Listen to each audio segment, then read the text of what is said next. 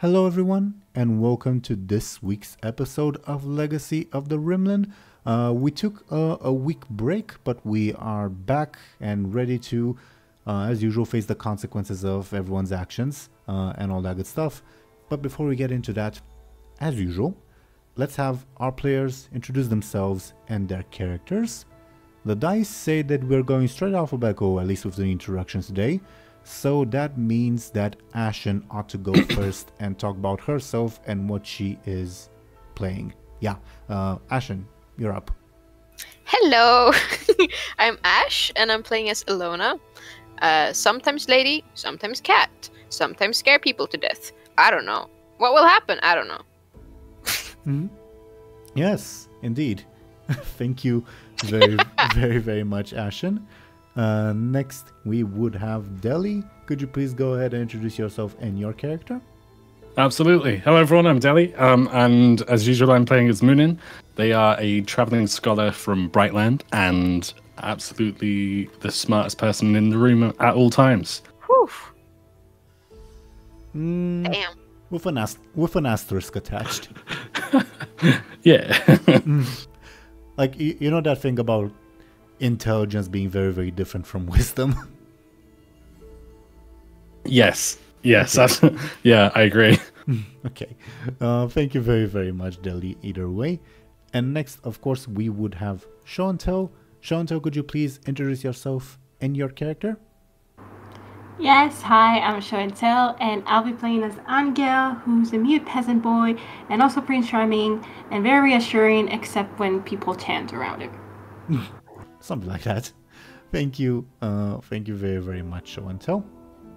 So, last time, to briefly remind everyone what happened, after you guys woke up and decided to go meet with Ophelia, as Show&Tell briefly alluded to, you heard rather, chanting as the monks of the ruined monastery prepared to head out in what was resembling more like a ceremonial pilgrimage rather than a flight, if that makes sense.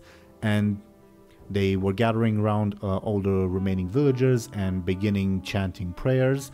And not so coincidentally, when they started doing that, always thirsty and Anghel's horse vanished, and Anghel was no longer so reassuring to everyone around him. Either way, you guys headed on to meet up with Ophelia, and you saw Rebob crying propped up next to the stables because of the events of the previous day. Illona decided to take Rebob aside as you guys entered the stables to intimidate him, I think, Ashen, right? Anyway, Unclear. Sure, you know what you were trying to do, because Rebob sure as hell did not understand what you were trying to do. I totally knew. Yeah, for sure. Sure. Either way, he was mostly confused about your double entendre, and basically said, "Yeah, I'm gonna tell Ophelia what happened." So Illona decided to turn into a cat and use her stunts to maintain her anonymity, which almost gave Rebob a heart attack and nevertheless elicited a loud yelp from him, which obviously garnered the attention of Ophelia and her own bodyguard. And Muninn, being the clumsy, compelled person that they are, because of said compel, had to reveal to Ophelia in a very awkward way that they knew that Ophelia got beat up by her cousin, and Muninn did that. Ophelia was obviously offended, and basically used that as kind of leverage to threaten you guys. Hey, if you don't do this, I'm gonna cancel the trip. And her thing that she wanted was basically that you guys contact your Rimlen friends to stop a certain messenger that is going to pass along the road where the Rimlen are close by. And she insisted that stopping that messenger will help everyone, because that messenger carries some vital information that if it reaches, like, so for instance, the caramels, it may mean that the prince may lose his title. Yes. Yes, indeed. After that, you guys went into the woods to contact the Rimlen because the chanting of the monks was interfering with Muninn's spellcasting. And speaking of, yes, Muninn cast a spell, for lack of a better term, a sacrifice to ingenuity. He likes honey, so Muninn did that and established like a communication link with Aurelia of the Rimlen. Also, small note, when you went into the forest, always first and the horse reappeared. I didn't just kill them off, so no worries there, I guess.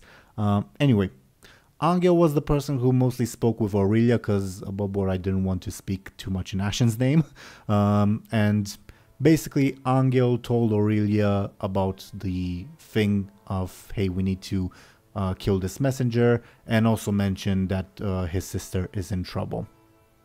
Illona briefly went off screen to get the descriptions of whatever the messenger may be, and turns out there's 4 possible messengers. 3 of them the Rimlen can't stop. 1 of them they certainly cannot, because it's basically a troop of cavalry, and you know that's actual armed soldiers, so you know. Anyway, they basically agreed to stake out the road in exchange for Anghel basically telling Aurelia more about his lineage, because yeah, Aurelia is interested in that. And otherwise, much of the conversation was another discussion about the issue of the Rimlen heading to probably St. Paris and the slave army. Basically, Aurelia seemed more inclined to agree to that, but you still don't really know her answer. I think that's more or less it on the recap portion, obviously, except for some small details. So, as I go to turn on the background music, I would ask, would you guys like to resume the session sort of, whatchamacallit, like, while still you guys are still in communication with Aurelia, or like right after that? In case there's anything else you'd like to say to her, for instance. And perhaps have Ashen like join in if she wants to. I don't imagine just anything I want to say in particular right now. Maybe I'll regret that, but not in the moment. Yeah, me neither. Me neither. Yeah. Okay. Duly noted. Then, I think the thing that we ended on was, I could be mistaken, but I think it was basically Anghel babbling about his ancestors, and Aurelia listening intently and offering her condolences on Anghel's sister. So, we don't need to like roleplay the goodbyes necessarily. It's just going to be Aurelia wishing you the best and repeating her promise that she'll let you know once she's reached a decision whether to head to probably St. Paris or not. Okay? Okay. Awesome. Yes. Okay. So as the communication ends, I guess as usual, as we do our bit of usual warm up, what's going on through everyone's minds, perhaps, as to the situation, as to what's been going on recently, and any volunteers, or should I like appoint someone like I'm a school teacher again? A point. Okay. Yeah. Okay, Miss Smarty Pants Ashen, you go first. Teacher's pet. Here we go. Illona is feeling confused. As usual, I think. I don't know. Okay. Things are happening. Why is all of a sudden Anghel more trustworthy than before? What's going on? Trustworthy isn't necessarily the right word. More rather reassuring. Like you feel calmer in his presence, like, and you feel more like, yeah, I can do this in his presence. Honestly, when you say it like that, I don't think Illona would necessarily reflect on that. She would more like have a less sense of confusion and more sense of, hey, can do this. Yeah, it is a more subtle sentiment than just like viewing Anghel in a positive light, I guess. Okay. And fair enough. But also, like, I feel like she's confused. Like, where did the crew go? Where did the horsey go? The fuck?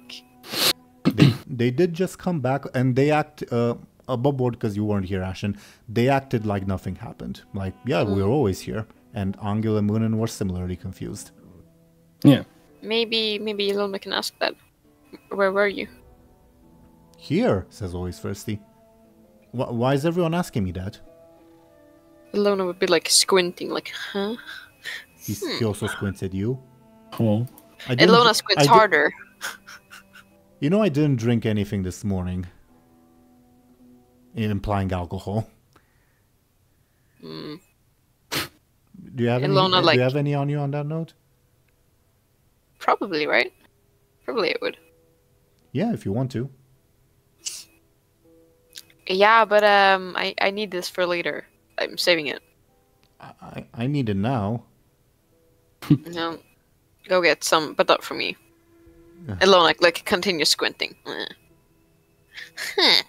He feels mildly intimidated and hides behind Anghel some more. Okay. And I guess speaking of, Show&Tell care to share Angel's thoughts on the situation? Sure. He's mostly, I think, worried about everything we just talked about, basically with Aurelia and stuff. Yeah. Like, a lot of things came up in that conversation, kind of, that we need to worry about, so. Mm-hmm. Oh, and also he's Prince Charming, so I guess he's also thinking about the dragon. I mean, you don't have to be Prince Charming to worry about a dragon coming. No, but like, not worry, like maybe kind of also excited or something. Like a part of him is, I don't know. Yeah, I guess one thing that I forgot to bring up last time, regarding your Prince Charming voice speaking in your mind, I mentioned that Prince Charming feels eager to face the dragon. Obviously, that does not mean that that's what Anghel feels. It's just what Prince Charming is telling Anghel to feel, pretty much. But when the monks started chanting, that feeling of eagerness kind of went away, and Anghel was left more so to his own feelings. But now that you're in the woods and kind of far away, yeah, let the dragon come. You beat that sucker up and the fairy tale early. Mm-hmm. I think we talked a little bit about Anghel feeling not like Prince Charming at that point, but yeah. Yeah, but not the specific point about the dragon. Okay. As to, again, these are just like Prince Charming feelings. It does not mean that those are Anghel's feelings. Anghel's feelings are entirely up to you. And as for Muninn, Deli, could you please care to share with us what are Muninn's thoughts on the situation? I guess Muninn's a little bit preoccupied in their thoughts because they're still thinking about the idea that they may become Good Eye. However, I think so they are definitely like preoccupied, but as far as their thoughts in the now, I guess the only thing that they can muster in terms of relevant thoughts is like, holy shit, I just cast a spell, you know? Like, you know how they cast a spell to to communicate. I think they're pretty dumb. They're pretty like, what's the word? Dumbfounded, you said? I was going to say that. Maybe like they're pretty they're pretty excited, I think. They're pretty excited. And I didn't spend enough time describing it, but this was indeed an actual spell. Like, most of the magical stuff you guys have done was a sacrifice and talking to that god. This was like an actual, admittedly brief incantation, and yeah, an actual spell. Though obviously all spells involve sacrifices to the gods, this also involved some like more traditional fantasy components, for lack of a better term. That makes sense. Yeah, I feel like, because same with same with me IRL. I guess I didn't really sort of think about the idea of like this is a spell until you mentioned it. So maybe Muninn would have the same reaction. They'd be like, "Hang on a minute, like this is magic, you know? Like I'm performing magic right now." Yeah. I just realized, by the way, above board for the viewers, we usually do like brief reminders before the session starts, and I just realized maybe you might need a reminder about the 4 choices that Muninn has. Well, at least as far as they're aware. Do you need a reminder? I wouldn't. I don't need one per se, but I wouldn't mind like listening, especially for the sake of the viewers as well. Sure. So choice number 1, and obviously Akessis' favorite choice, is you becoming his oracle. Choice number 2, which lies in the opposite sort of direction, and it's the one Akessis wants least, is you repenting to the church and probably becoming a monk. Choice number 3 is obviously becoming Godai. And choice number 4 is the dragon will basically offer you sort of a Faustian bargain, like you have to do something really difficult and or messed up for him, and in exchange he'll leave you alone, which is the choice that leaves you with the most agency, but also the choice that provokes the most destruction, because if there's no good eye, then the dragon cannot be stopped. Right, exactly. But yeah, it's a lot to think about, I think, which is why Muninn isn't really very present, if you know what I mean.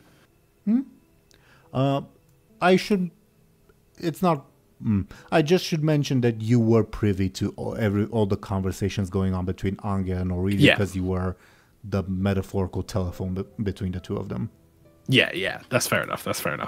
Illona's the only one kind of out of the loop, because the conversation happened kind of telepathically. Well,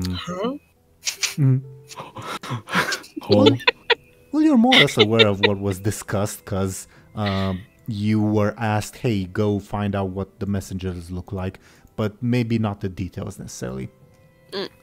So, I think then we ought to rejoin you guys as you are in the woods, and the conversation, the communique with Aurelia just ended, and you are left on your lonesome, well, plus Angel's +2, I guess.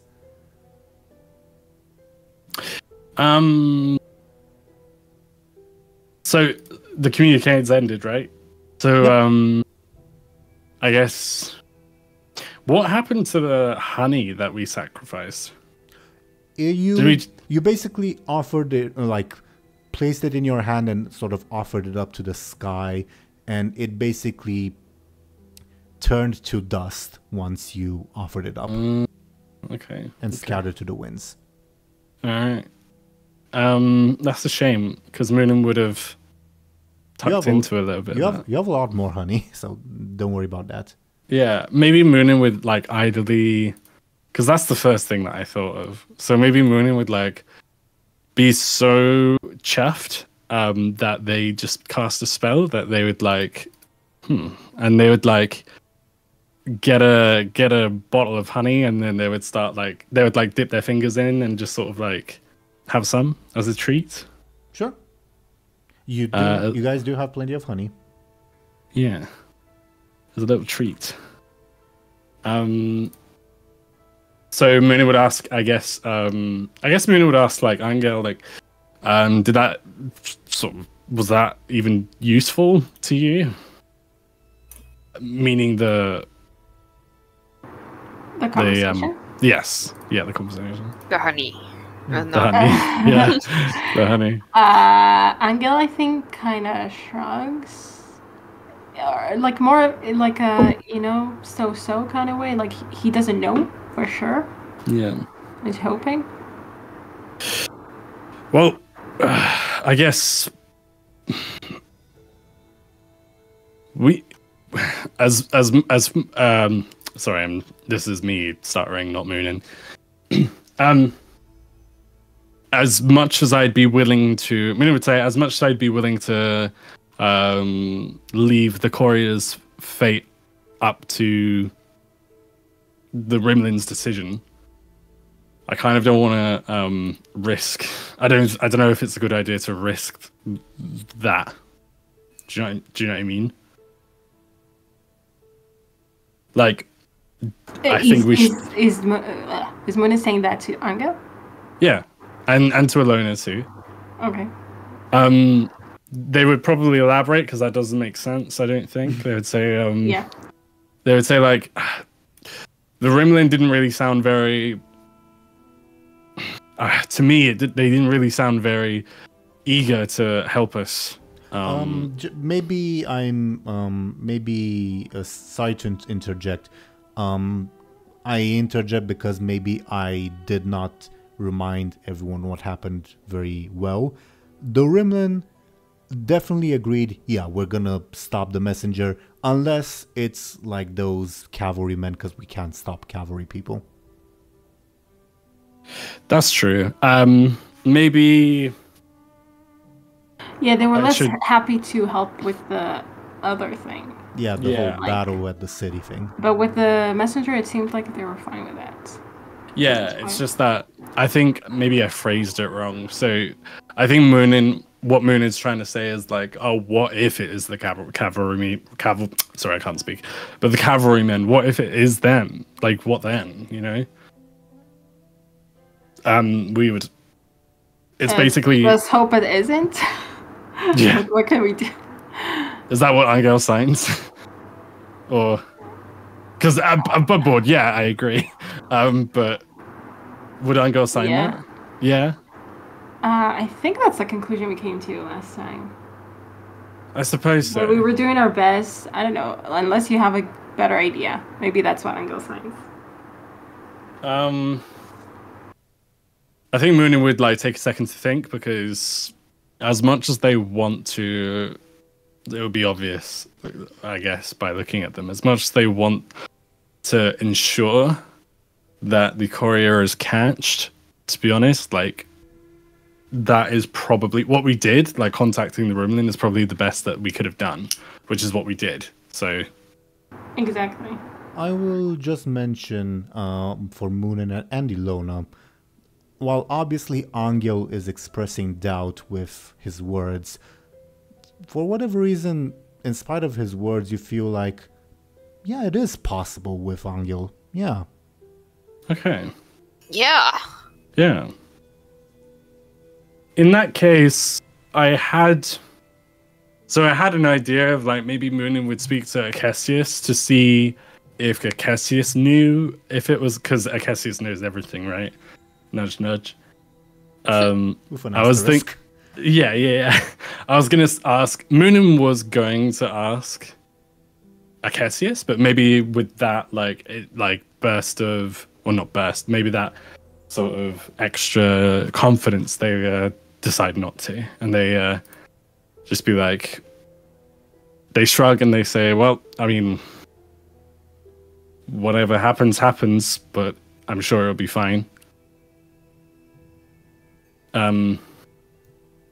Those Rimlen are I mean, hopefully we'll catch, hopefully if it, even if it is the cavalry, the Rimlen will sort of wake up on the more daring side of the bed that day, depending on when this happens. Maybe. Yeah. So, I guess we should probably head back to Ophelia. Assuming that we're done here. I guess so. We should, yeah. Okay. Yeah. Maybe a little bit impatient. Muninn would be like, and they would like turn around and they would like make their way towards Ophelia. Could I? No, actually, I don't know. I was gonna ask if I could do something, but there's literally no point. As we get closer, the chanting's still going on. Yeah. And that obviously will also mean that always first on the horse, and will go away, as will Anghel's reassuring aura and his inner Prince Charmingness. Yeah. Okay. Maybe now, because the aura is gone. Because I forgot about the aura, to be honest. Maybe now that the aura is gone, maybe Muninn would like think in their head like, Cassius, can you hear me? Give me a flashy. Okay. Sorry, 1 second. 1 second. 2 seconds. Dude. The fuck? 3.5. There you are. Ugh, that's not good. I think that roll speaks in and of itself. Yeah. In that case, Muninn huffs, and they would like sort of walk towards Ophelia if they can see them. If they can see her. Before that, as you guys exit the forest, you will see a different figure, a familiar one, I would say. This time on the road. On the road, basically staring kind of stunned at the destruction and at the chanting monks. Ophelia and company are still in the stables, and you see them getting the carriage ready in the distance. But on the road, you see this familiar figure that I described. He's back! Oh my god! We're still happy to see him. Yeah. Wait, did he break his tailbone the last time? No, it was the time before. The time before that. Yeah. Which, a good point. The fact that he is riding on horseback means it's probably better. Oh, that's good. I'm happy for him. You go, dude.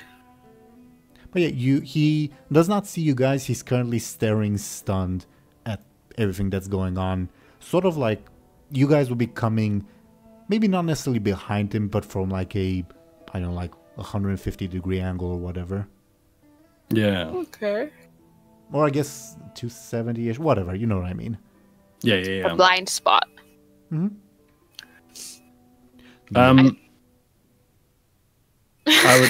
Were you going to ask, do we approach? Is that what you're going to say? Basically, but if you guys have anything in mind, you should say it, not I. Okay. Muninn would nudge if someone is nearby, nudge the nearest person, and then point and be like, there he is, look who it is. Why are we so excited? Good question. Who's the nearest person? You guys decide. It's up to you two, as in you and Show&Tell. Okay, rock, paper, scissors? Such an important decision. Yeah. Do you want to message me like what you pick from rock, paper, scissors so that I can say this person's the winner or not? Okay. Yeah, do it. I did. Yes. Do it. Good news, everyone. It's a tie. Oh. You both went rock. I remember. This is cursed. It never works. Every time it's like tied. Yeah.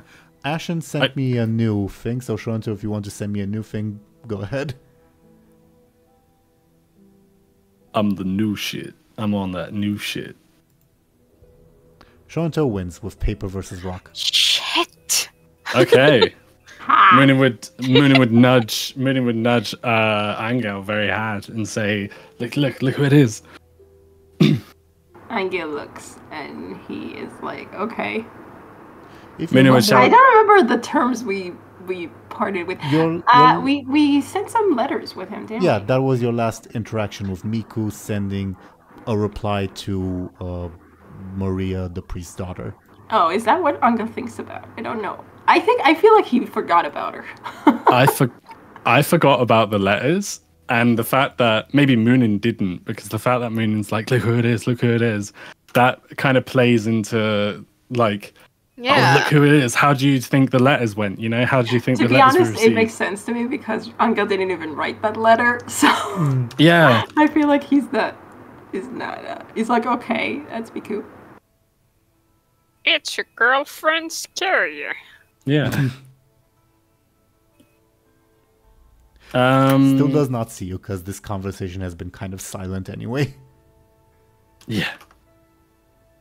I guess Muninn would pick up the nearest like rock, maybe, or pebble. Sorry, if there's like a pebble. Okay, let me see if I can compel Muninn to stone Miku. I don't. You suffered enough. I don't think I can, but I'm curious if there's a way to do it. Because that's the I first thing that so came to wish my there mind. is. I so wish there is. I kind of hope that there is, to be honest. How do you spell Miku's name, by the way? Is it M-I-K? See you. M-I-C-U. M-I-C-U. BoJack Horseman reference. Not really. Huh?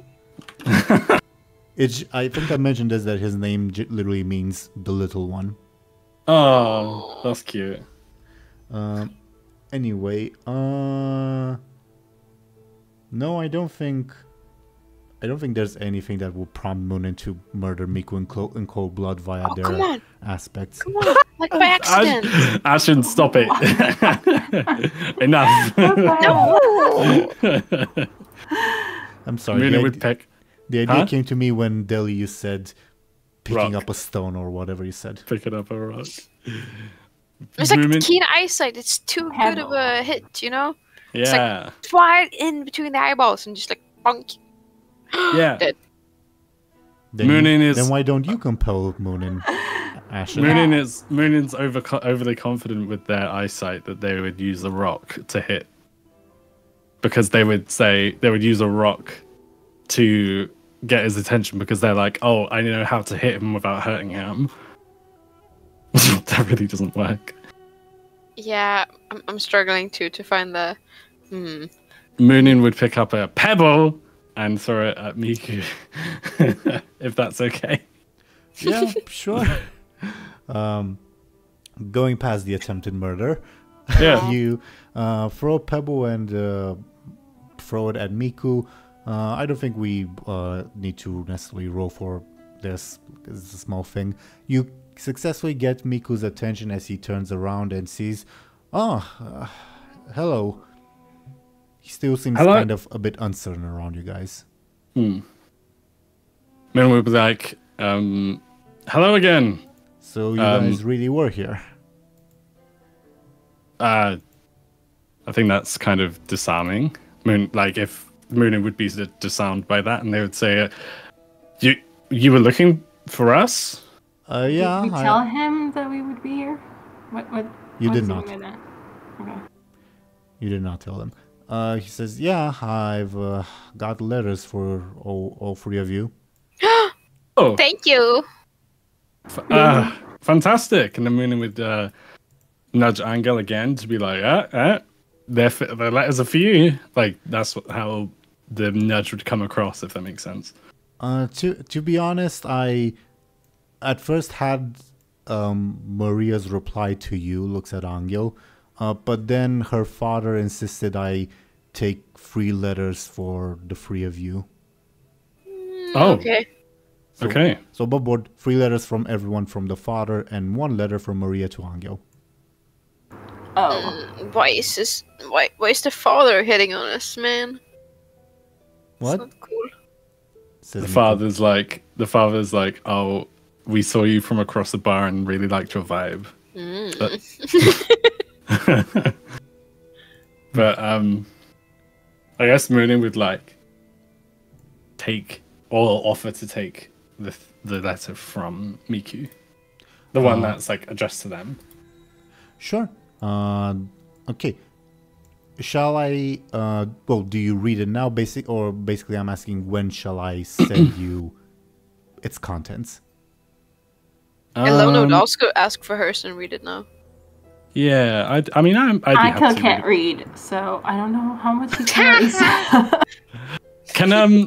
it. Here's a good bit of role play. If you want to do it this way, a show and tell, but I'm fine if not. Did you want to send me both show and tells and mine, and I can read it out loud to Anghel? Yeah, I'm fine with that. But again, Show and Tell has 2 letters, so you have 3 letters to read, Deli. Oh, she's got. Oh, damn. Okay. I don't mind doing that. Unpopular. Yeah. I'll read mine last then. I would like read Angel's first, Okay. maybe. Well, I guess first I'll be objective and send Illona's letter to Ashen first, because that's like more clear cut. Okay. Okay, I then w- I won't be RB. Then I'll be here. Okay.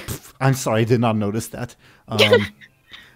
I will say, Ashen, though, like, the way it's written, it'll be very jarring, but it is grammatically correct. Okay. I promise. As in, That's important. I'll grade it. You guys will realize when I send the contents of the letters to you. But basically the father is writing in like an archaic style where like punctuation didn't really exist, neither did paragraphing, while the daughter is writing in a more quote unquote modern style that more closely resembles actual modern letters. Okay. So Ashen, here is your letter, and Whoa, dude! it's No! it's No! Is it really long? not that long. You will see why Ashen's Can you laughing. unsend it? I don't want this. I just God, what's in this letter? you'll see, Deli. Which one should I send to you first? Muninn's letter, Angel's letter from the priest, or Angel's letter from Maria? Okay, I want Angel's letter first. I feel like Muninn would Well, read. which one of Angel's letters? Yeah, I feel like Muninn Maria's, would read. no? Yeah, Muninn would read that one first for sure. Yeah. The one from Maria? Okay. Here is the letter from Maria.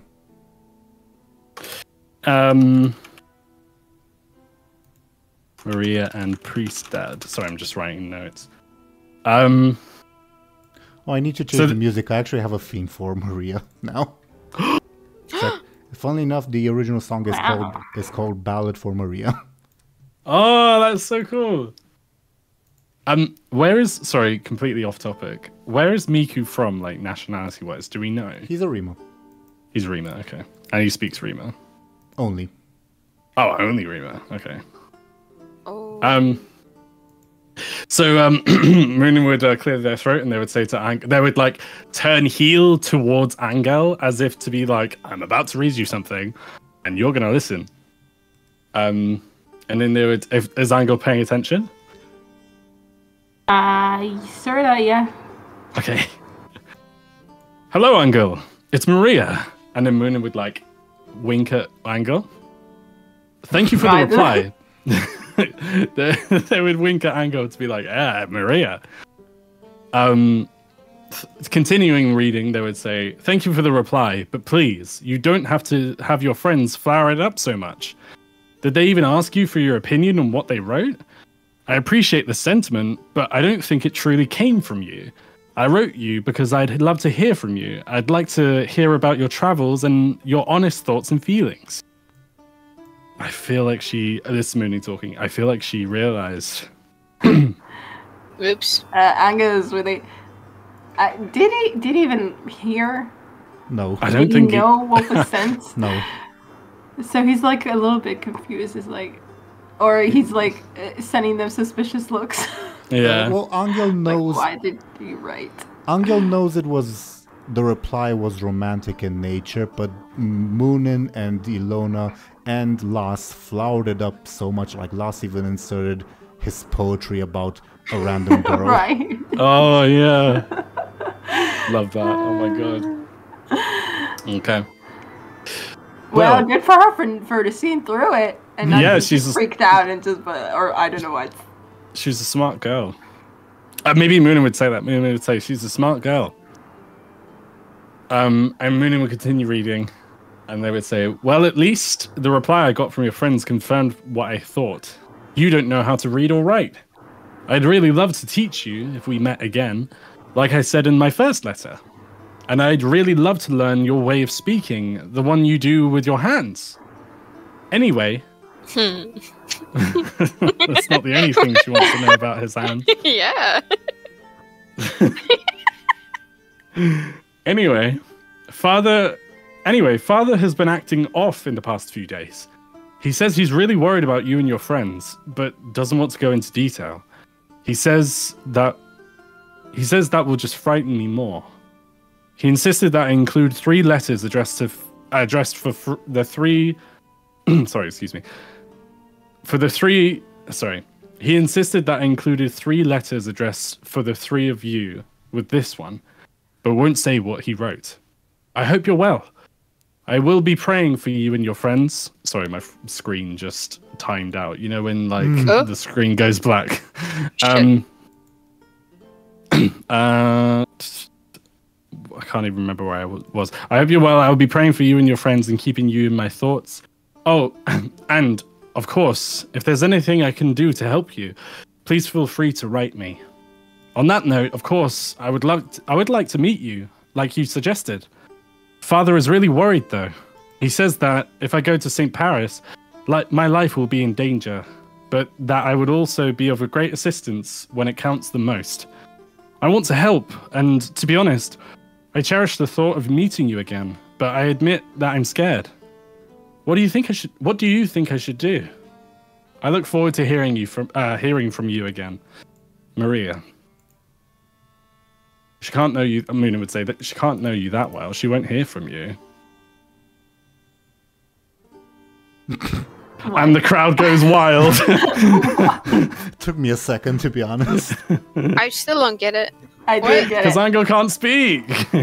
Oh. The crowd goes wild. Okay. Well, Muninn would say she still seems interested, even though she saw past your She saw past my yeah. Even though she realized that you didn't write it or whatever, the letter. Would Anghel, as Prince Charming, feel like that she shouldn't come? Prince Charming... You know, not to put her in danger. I don't know what you're laughing about. Prince Charming honestly doesn't quite know how to react, but for a reason that perhaps you're not expecting, because usually in the folk stories, the person that Prince Charming is said to be wedded to does not usually take this active of a role. This is very unusual for Prince Charming. Oh, interesting. So you're saying that he wouldn't like it? No, I'm saying that... I missed the first sentence, I'm sorry. Basically, Prince Charming views Maria as, oh, okay, I'm fated to wed this woman in the future. So that's sort of the lens he views Maria through. Really? Well, obviously that's what Prince Charming thinks. That doesn't mean that it's what Anghel thinks. And because of that, usually in the folk stories, the woman that Prince Charming is said to be wedded to doesn't usually take this much of an active role. So Prince Charming is mostly confused. Okay. But he's not like worried, or would rather she didn't come because she might be in danger.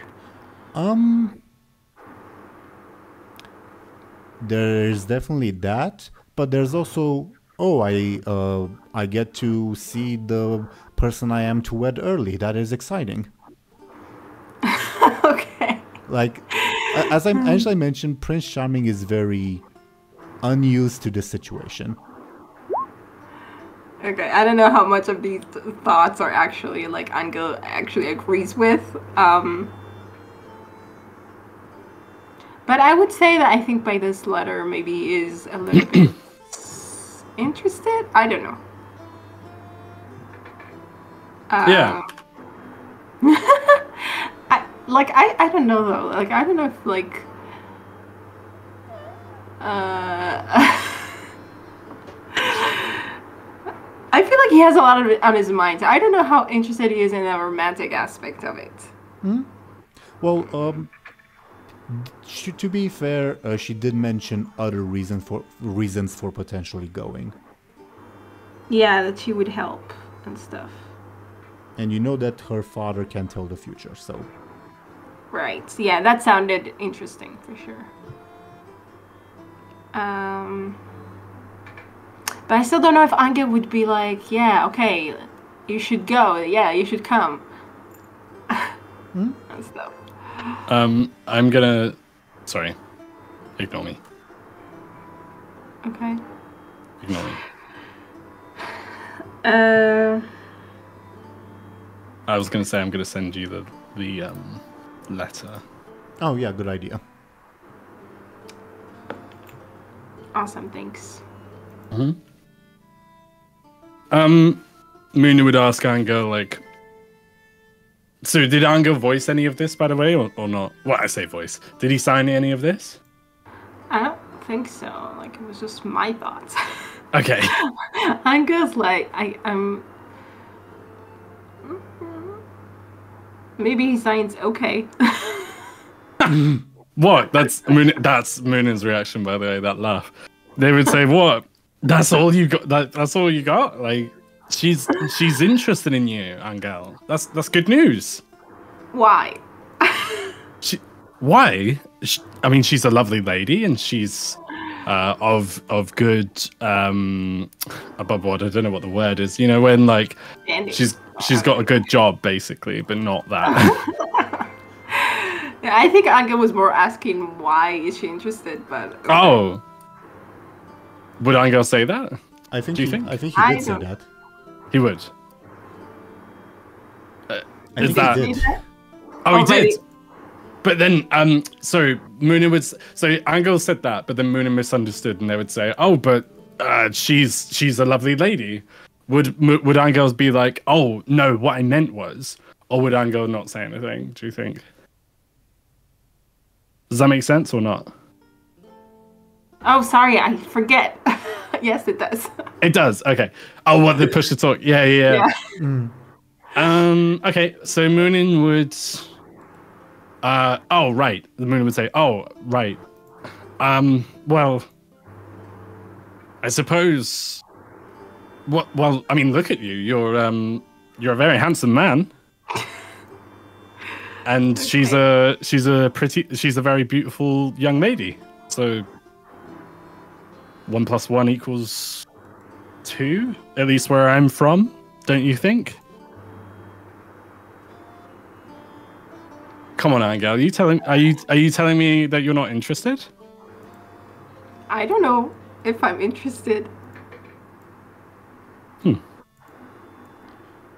I just realized, Show&Tell, ignore everything that I've said about Prince Charming. Prince Charming doesn't think anything because you are closer to the monk, so he's cancelled out. Oh, right. I asked about it. I shouldn't have. Okay, so it's just Anghel. Okay. So I think he would be worried. But at the same time, he also knows that the dad can see the future. Well, that's what above board. That's what is worrying. That the dad sent the. Yeah, we should read the letters that he sent us, obviously, to see. Yeah, definitely. And then maybe Anghel will know what to tell her about whether to come or not. Okay. Stop it. I didn't even catch that. Yeah, it happened before already. It took me a moment, but.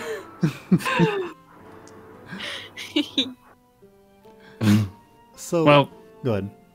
No, you go. I was just gonna ask if you read any of the other letters and in which order. Yes. If Anghel did Anghel say like, "Oh, what did the next letter say?" Is that what you said, or did I imagine that? Yeah, Anghel can say like, "Okay, let's hear what the dad says" or something. Okay. What did your dad write? Okay, Muninn would agree, and they would like hand the first letter from Maria over to Anghel, and they would tear open the next letter, addressed to Anghel, not addressed to Muninn. Okay. Once again, keep in mind what I send you will be very jarring.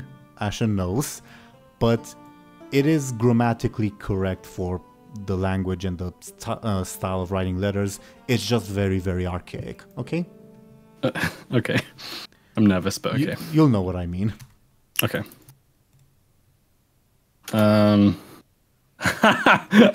Okay, I see. I see why Ashen was laughing. Also, because my had such a great insult at the end. That was awesome. Kudos to you for for orchestrating that. That was a great insult. I like it. I'll use it. What? With the what insult? Ashen's letter contains a certain detail that is, I guess, an insult. Not necessarily just to her. What's the name of the priest dad, by the way? I can't remember. Oh, Vasil. Vasil, right? yeah. It's a variant of the name Basil, basically. Basilin. Oh yeah, Vasilin. Basil, but you know. Okay. Call him whatever you want. I'm doing my best to archive all this info from now on. But Muninn would above board anyway. Muninn would they would like, I think they would burst out laughing like upon opening the letter, and they would say like, "What? Like, has Muninn seen letters written this way before? Do you think?" Yeah, and it's funnily enough, it's easier to read than Maria's letter because it's like basically these types of letters are easier to read, but it is harder to read because there's no punctuation, if that makes sense. So the letters are easier to read, but the sentences are harder to read, I guess. I think I know what you mean. Okay, well, Muninn would stand up straight, put their feet shoulder length apart while they get ready to read this letter. So they would say,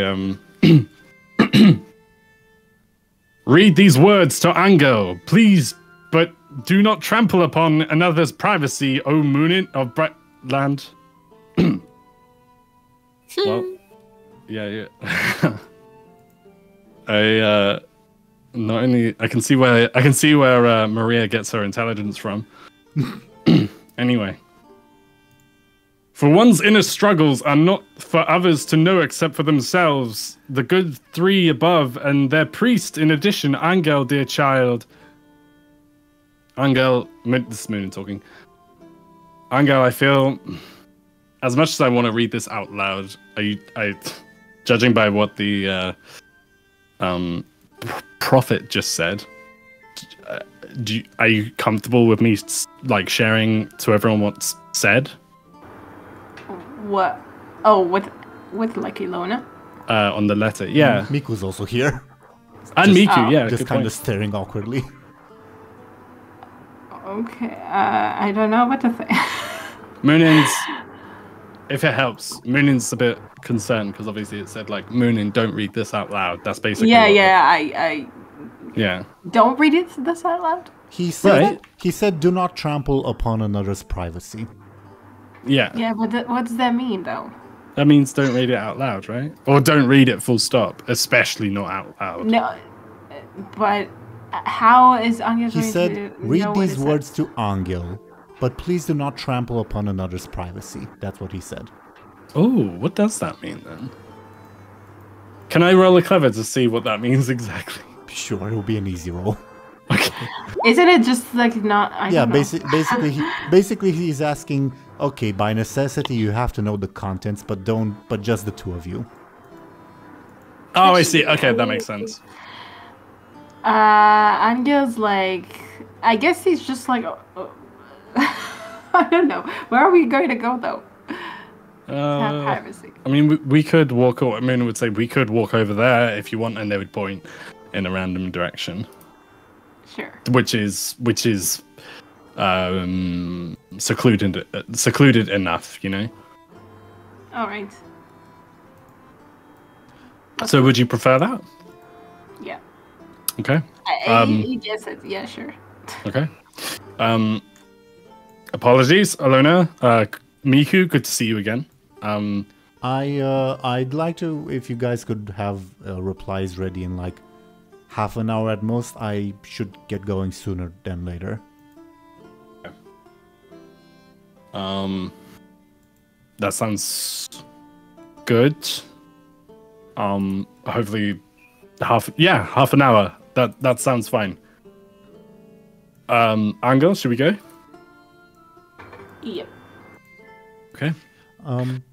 Ashen, shall we focus on Anghel and Muninn for a bit and then come back to what Illona and Miko have been up to? What do you think? Yep. Okay. Cool. In that case, if we are already... if nothing happens between the walk or during the walk... Yeah, I mean, I imagine you're not going that far away. Nah, I can't imagine. In that case, Muninn would continue reading when Anghel is ready. I just can't remember where we left off, to be honest. I think we'll start from... The beginning? we the can... sentence that said not to read it in front of others. Yeah. I'll continue from Muninn of Brightland. So, do not trample upon another's privacy, O Muninn of Brightland. So I'll continue from there.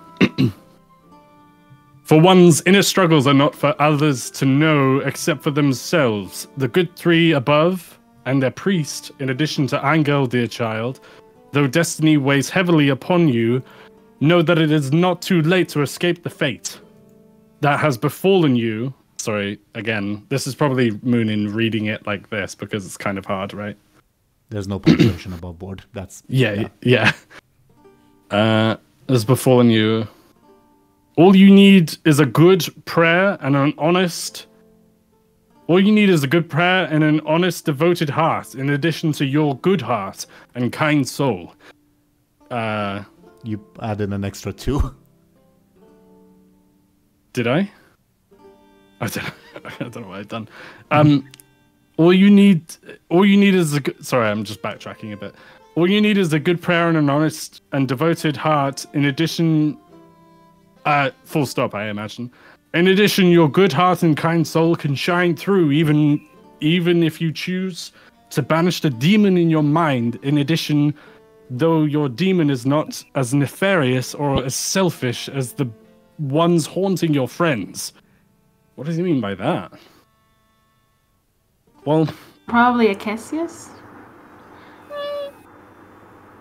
What demon?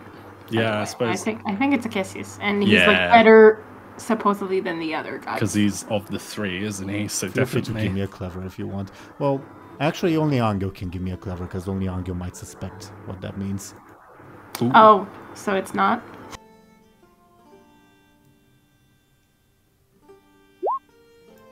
It's No, a 0! No further answers.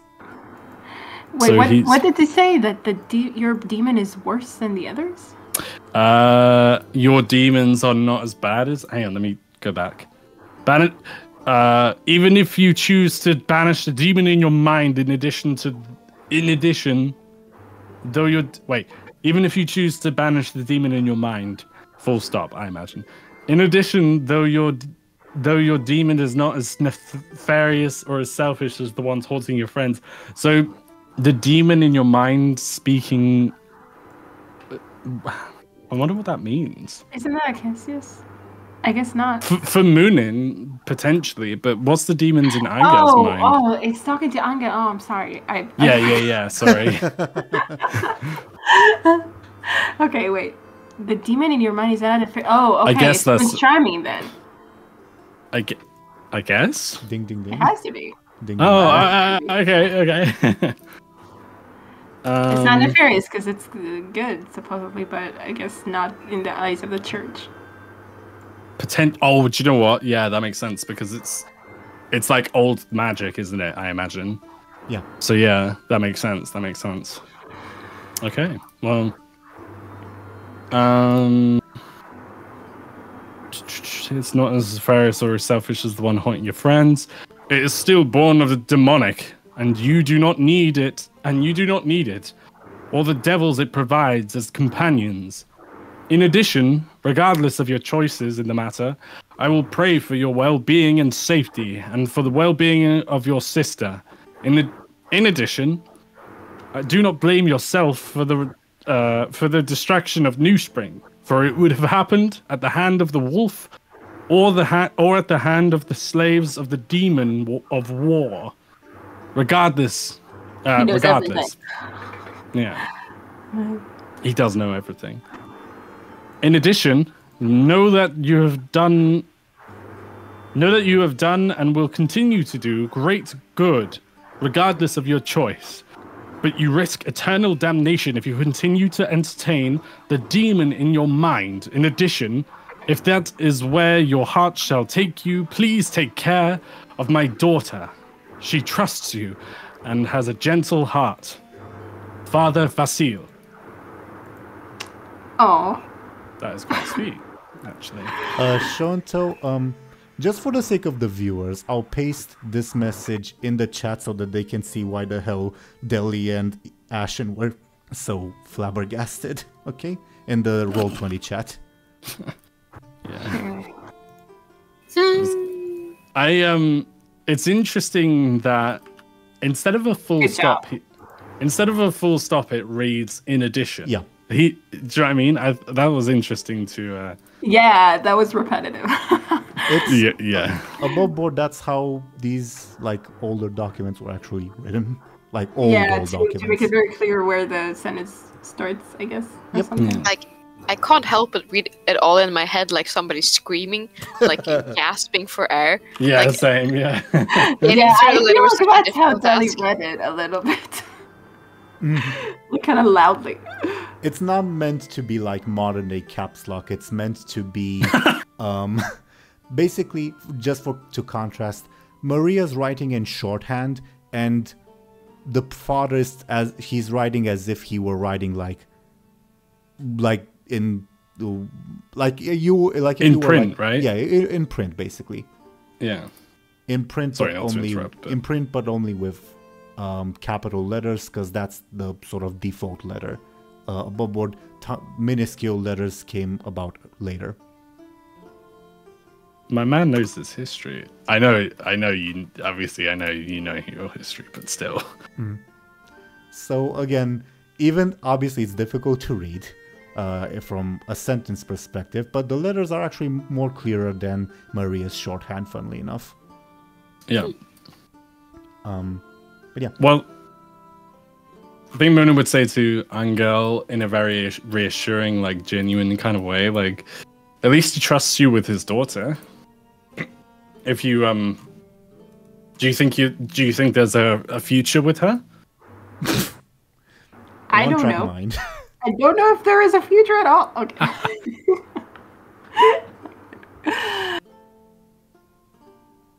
Well, just kind of smiles half-heartedly, kind of to get Muninn off his back. I think Muninn would say, probably out of character, but Muninn would say, "Well, Anghel, I know we've had our sort of disagreements recently, but if you do decide to take things further with this Maria girl, I think she'll be lucky."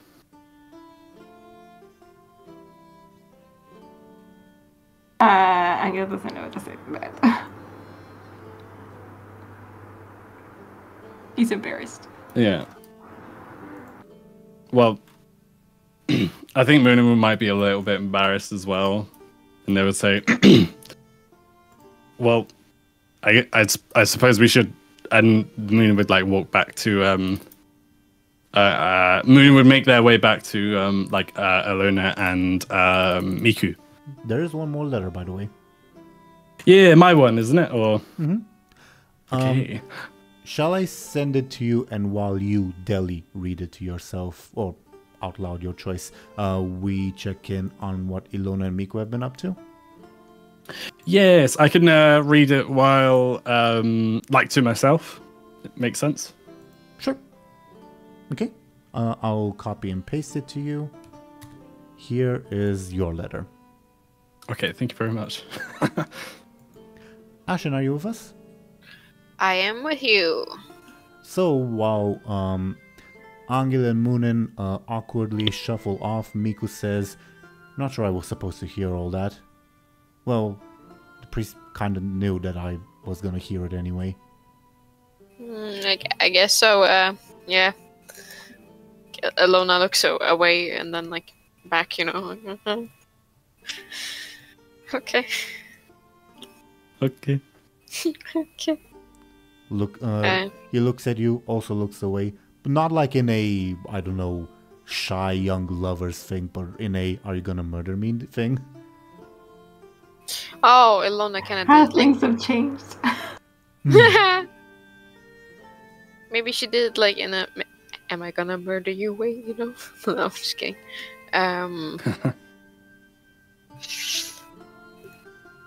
How is your tailbone? Mm. Better. Father Vasily really works miracles, you know. I'm happy to hear that. It's doesn't hurt anymore at all. Well, as you can see, like indicates the fact that he's on horseback. What is it like pointing to his ass or what? No, to the horse underneath him. It doesn't hurt at all. Look at my ass. It's perfect. Illona would look at his ass. He'll look at you confused. He's not. He indicated his horse, not his behind, and he also doesn't quite know how to take someone looking at his behind anyway. I'm thinking like Illona just keeps on looking at his behind. Is there something wrong? Illona. Not at all. Doesn't break eye contact with the ass. Well, after I get all your replies, I'll have to head back. He's stuttering because he feels uncomfortable at the situation. The priest says that it's not gonna be safe fairly soon.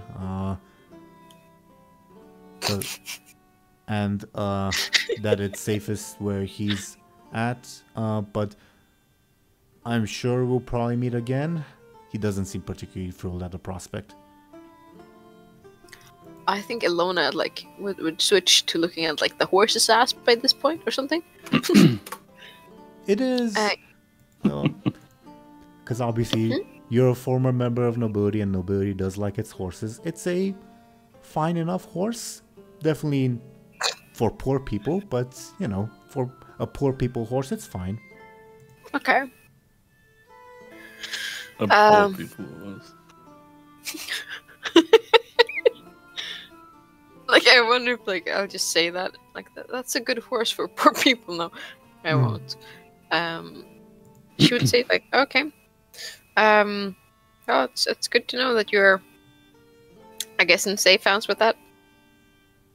Yeah. I've honestly, I feel like a different person since meeting Father Vasily, and though you all killed, led anyway, since all that happened, at the very least, one good thing came of all that.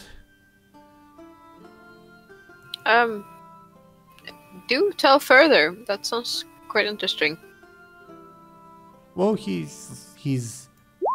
has this ability to just see through you and to see the future and even bits of the past. He's just uncanny, and he always knows what needs to be done when it needs to be done. And I've learned a lot from working for him from just these past few days. I believe that. Honestly, from reading the letter, I can see where you're coming from. Is there anything in particular, like about your situation or future that you learned? That I shouldn't blame myself for what happened to Afina and Mura, and yeah. And that I should blame you. No. I was gonna say something. No. I was gonna say something related to that, but so he'll continue, and he also advised me not to hold on to my resentment towards you and your friends.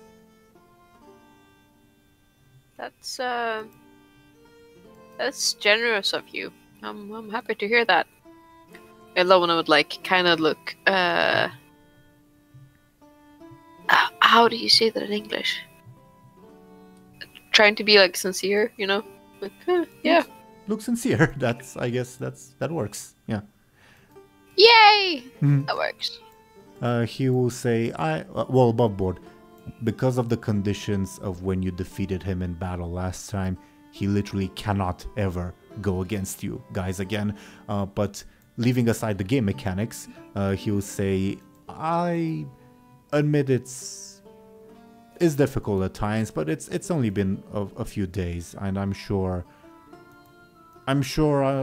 I can learn to let go eventually, and well, maybe one day he looks embarrassed.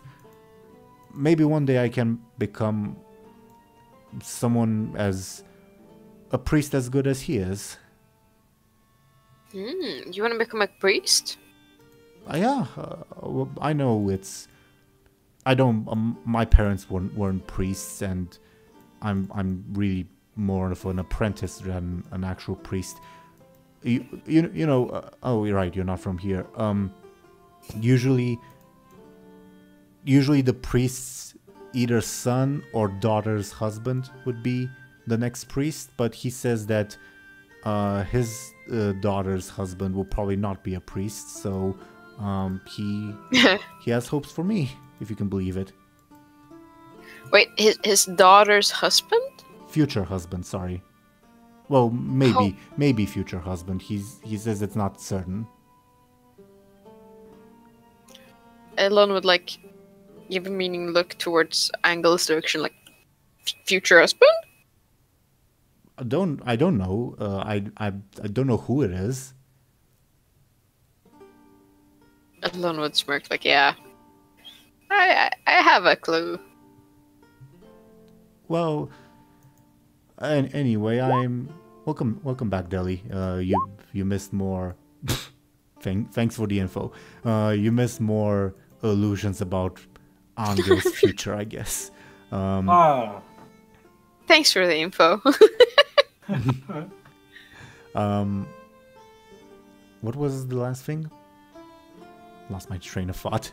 Anghel being the, I don't know. Oh, potential. I guess.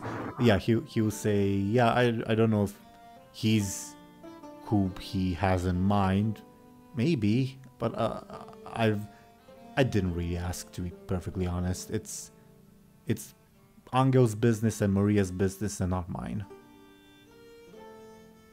What is this in relation to? Is Anghel and is this just still Illona and Miku? Sorry. Yeah. Okay. Miku, yeah, our awkward conversation. Woo! Miku basically said that he's hoping to become a priest, and he's saying, yeah, I'm basically Father Vasila's apprentice at this point, and he's saying, usually the priest would be either. The next priest would be either the priest's son or the priest's daughter's husband, but the Father Vasila has no sons, and he says, "Oh, my daughter's husband will probably not be a priest." So, you're it. Holy moly! Priest charming. Priest charming, yeah. I mean, I just said it's probably not, but anyway. I mean, I could be. Sounds good. Epic. Never say never, I guess. Yeah.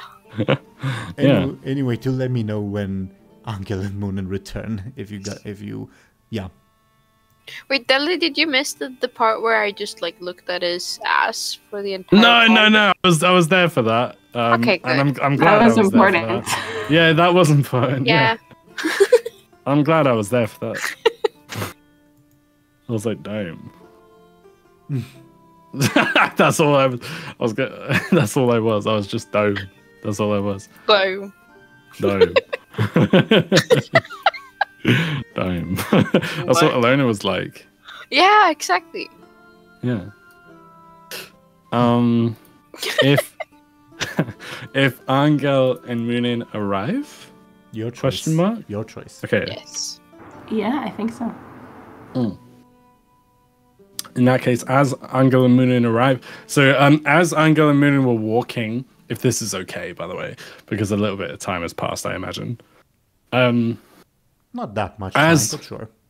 Not that much. Okay. Enough time to read a letter, or not? Yeah, do you think? I think so. Okay. As Anghel and Muninn, so Muninn, sorry to retcon a little bit. Muninn would have offered Anghel at some point during their walk the letter from Vasil or Vasile. Is it Vasil or Vasile? Sorry. Kind of neither, Vasile, but it doesn't. You call Vasile. him Okay. Call him whatever you want. Okay. So Muninn would have offered Vasile's letter to Anghel. And during their walk back, Muninn would have read their own letter from Vasile. And as they return, they would rip up the letter, I think. Oh. Like Muninn would be ripping up the letter as they return. Illona would be like intrigued by that. She's like, "What are you doing?" It's not important. What did your letter say? Muninn would ask Illona. By the way, Show&Tell, do you need me to send you Vasile's letter to Anghel? That would be cool. Okay, I will. Sorry, Deli. I genuinely didn't understand. My brain power is not. Wait, you didn't What? understand what I said? Yeah. Oh, sorry.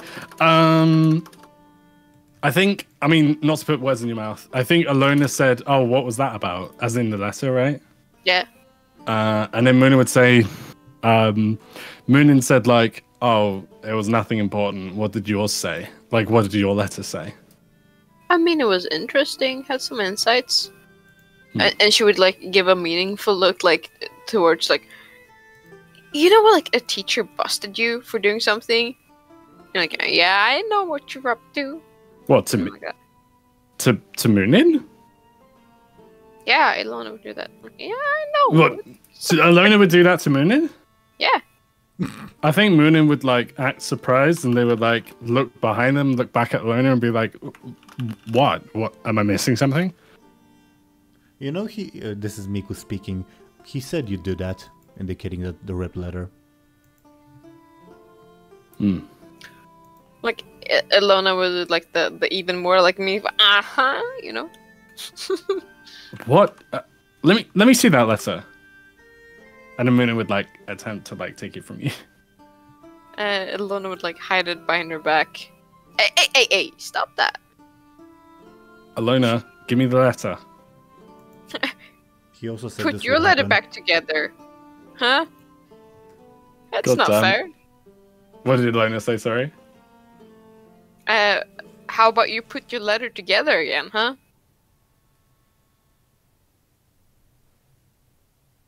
My letter. So Muninn would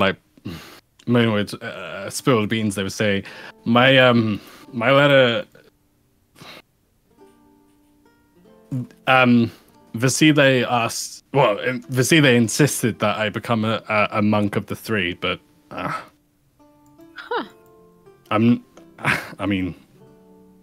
Look at the letter. I'm not interested. Well, that's good for you that it gave you some clarity in that way, I guess. I suppose it's like flipping a coin. Muninn would say, I suppose it's like flipping a coin. When you're disappointed with the outcome of the coin, sometimes overruling the coin is fine, right? Yeah. I think Illona would nod with a bit more added respect, you know? Yeah, fuck fate, dude. Yeah. Do your own thing. Yeah, definitely.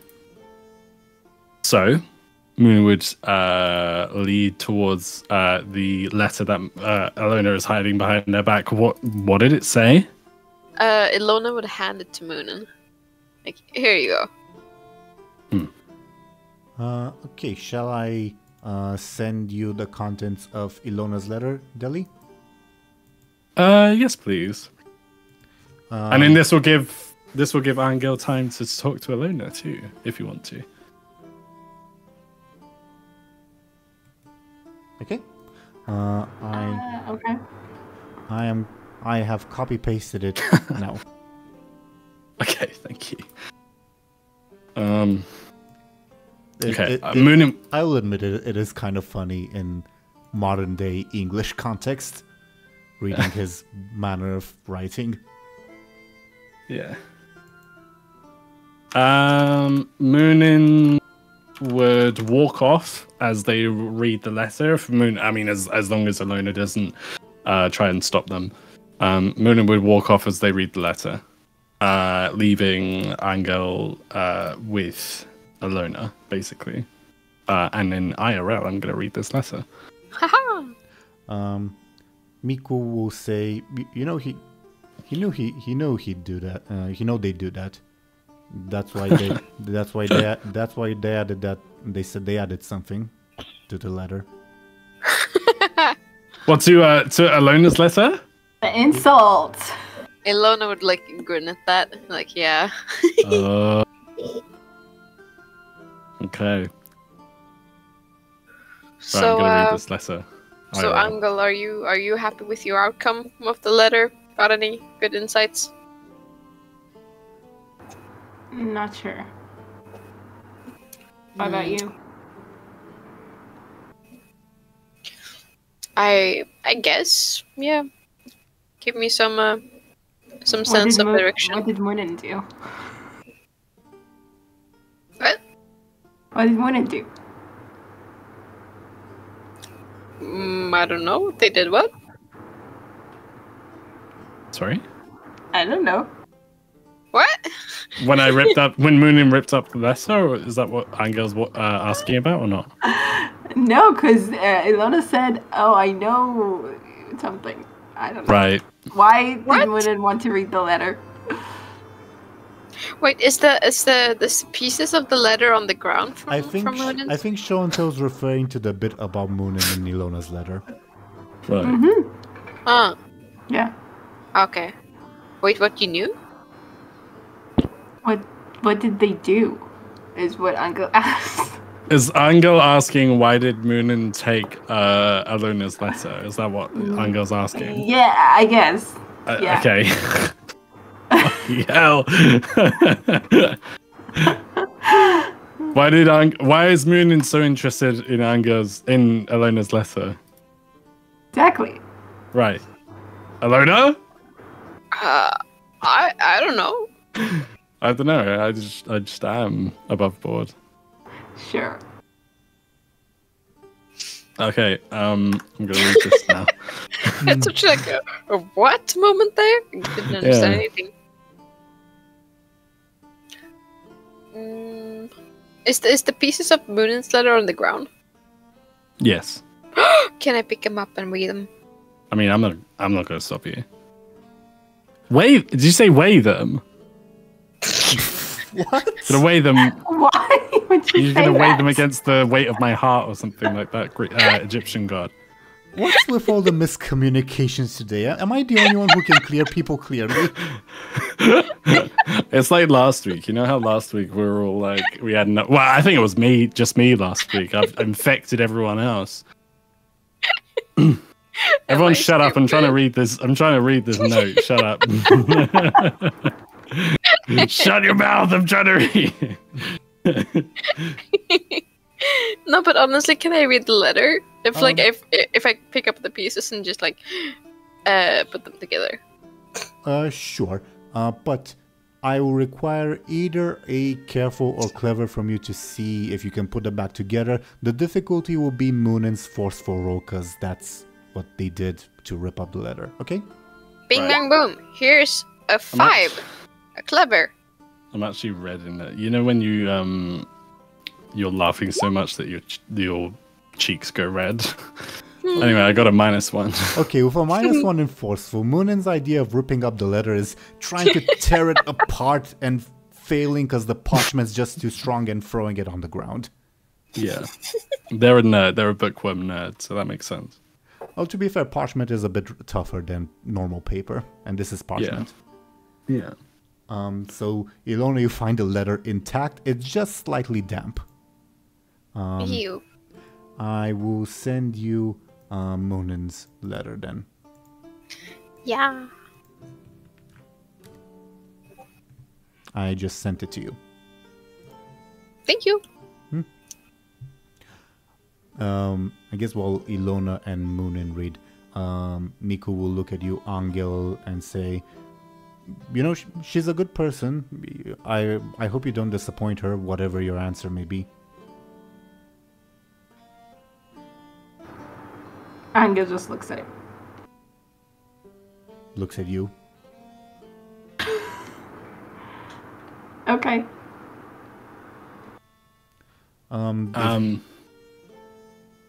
Sorry, go ahead. Miku was just going to repeat, if you have a reply, please let me know sooner rather than later.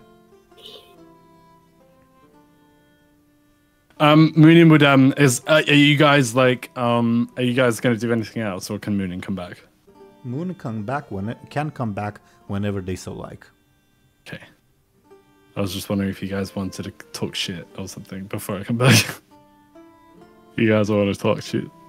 Muninn is so Stinky? Yeah, totally. Yeah, that's true. They haven't. They always touch magic that piles of dung. Yeah, magic. yeah. Show&Tell magic shit. Yeah.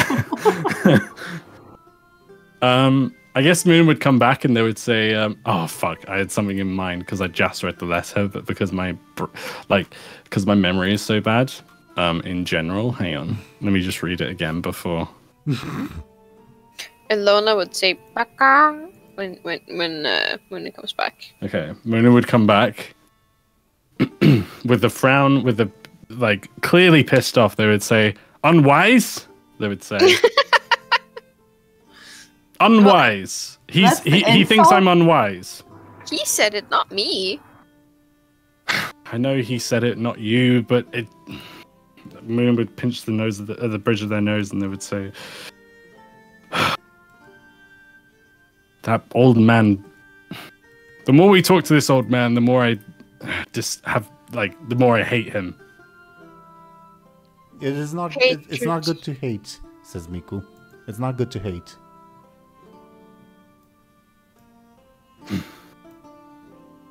Well, I'm not gonna. Muninn would turn to Miku. I don't have any response for this man, and if you can see into the future, Muninn would hold their hands out in front of their face, if that makes sense. I don't know. I wish I had some kind of mocap thing or something. But anyway, Muninn would shake their hands in front of their face, and if they can see into their future, he'll know my answer. He said something like that, yeah.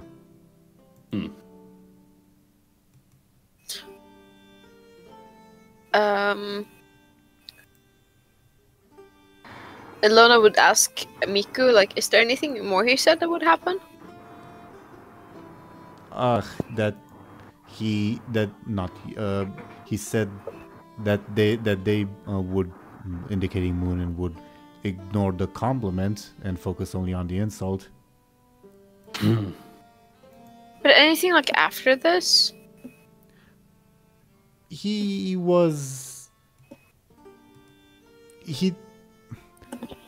basically said that this road will become unsafe and that there's some evil people going around and that I should come back as soon as possible to be safe. Okay. Illona would give a meaningful look to Anghel and Muninn, we should probably get out of here. Couldn't agree more. I mean, especially with that dragon on the way. I mean, with Muninn. Funny enough, Muninn would have shifted their eyes. When you look at someone with your eyes but not your face, they would have done. Yeah. They would have done that to them. They would have done that to Miku. As Bombastic side eye. Side eye, yeah. They would have given Miku a side eye to see his reaction to that. That's definitely surprise. Yeah. Excuse me. Muninn would say to Miku, "Oh, didn't the all-knowing, all-wise prophet tell you about the dragon that we have to deal with?" Yeah, that's something that we have to deal with right now. You said you guys are gonna face a big trial. Yeah, sort of left it a little bit vague, that one, didn't he? Yeah. Underplayed that one a little bit, didn't he, Miku? Yeah? Resentful. Why are you yelling Go at on. me? Go on, pop off. Pop off. Why are you yelling Listen. at me, he says. Yeah, don't shoot the messenger. Yeah, I've heard that one before, Miku. Yeah, all right. So, listen. All right, I don't even need to speak to you anymore, Miku. Okay. Okay. But you guys laughing.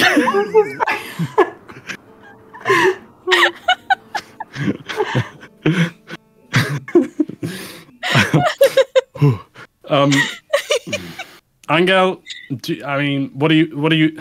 I guess Muninn would like realize like, oh, Anghel can't write a response himself, right? So Muninn would say, Anghel, like, what do you?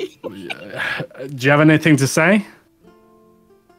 Do you have anything to give this man? This Yeah. man, what's happening? Anghel tries to ignore the clear hostility that's going on here. But he just says, and like signs, tell Maria to do what she thinks is right. Okay. And I'll try to protect her. Oh, Miku is sweet. All right. Sorry, I said okay prematurely. He doesn't understand Angel's. Yeah. True. Okay, I'm gonna. In that case, Muninn would. Excuse me, I bet. Muninn would take out their tome. Sorry, excuse me. Muninn would take out their tome of scribbles, and they would start scribbling whatever Anghel is signing, with a little bit of embellishment on top. Really? Angel's trying to look at you like he's trying to understand. He's trying to check that you're not doing anything, but he can't. But you cannot. Yeah, you can't. You can't fact check me. If you Show&Tell, did you want to show me? Sorry, show me. Did you want to send me something to send to Maria, or should I make it up? You should make it up. I'm with Okay. Anghel. Okay. Can like Illona peek at the letter as it's being made? Anghel signs to Illona. Is he writing what are they writing what I told them to? Muninn would look to Are they? Illona like, am I? Like, of course I am. Like, wink, wink, like kind of thing. What are they writing? I don't know. So, You know first. dear Maria, Anghel looks at everyone suspiciously. what did Anghel want to tell Maria? Like, do the same, do the Do right what you thing. think is right, and I'll protect you. Oh, I missed that last part. Like if she What? comes, basically. Stop Stop it! I need another word. Is there another word? Arrives, ventures forth. I don't know. When she ventures forth. That's the Prince Charming way of saying it, anyway. For both meanings, I guess. No. Oh, my lady, I'm venturing forth. Oh shit. Now it's ruined forever.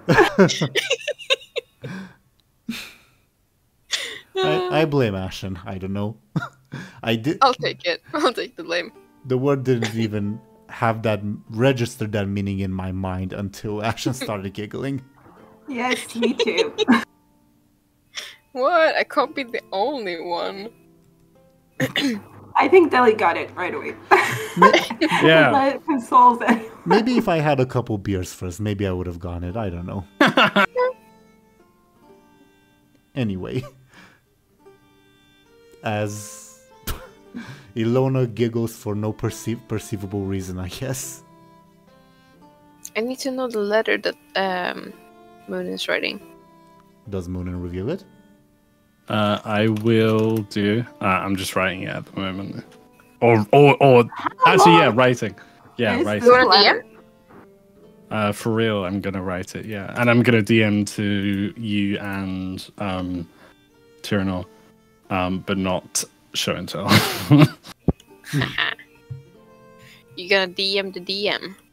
Badumts. Funny enough, Miku does not know how to read, so there's no one who can spill the beans.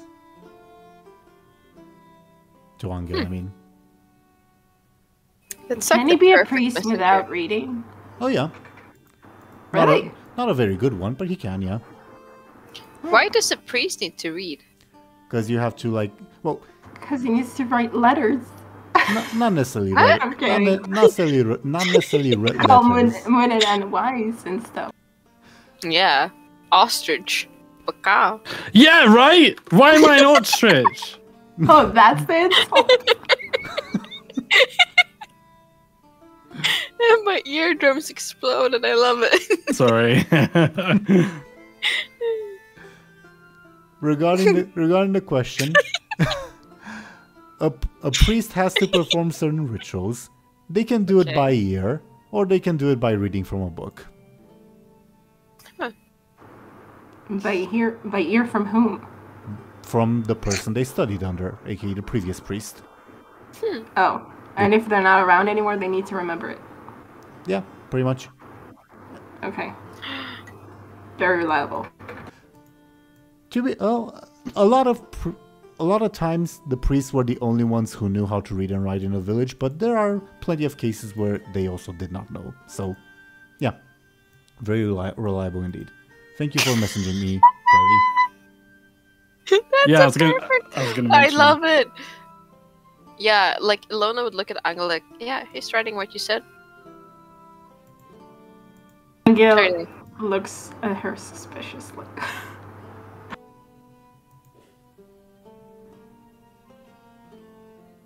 Up to you guys if you reveal that or not. Illona I would think like... he's looking around for Always Thirsty, but he can't find him, obviously. And I don't even know if Always Thirsty can read. Should we do a roll about it? I'll roll a sneaky and you do a clever or something? It's careful. Careful. Okay. But you guys decide. You guys decide because it's player and player. Oh, whether Anghel sees through? Right. Yeah. Yeah. Okay. Sneaky is 4.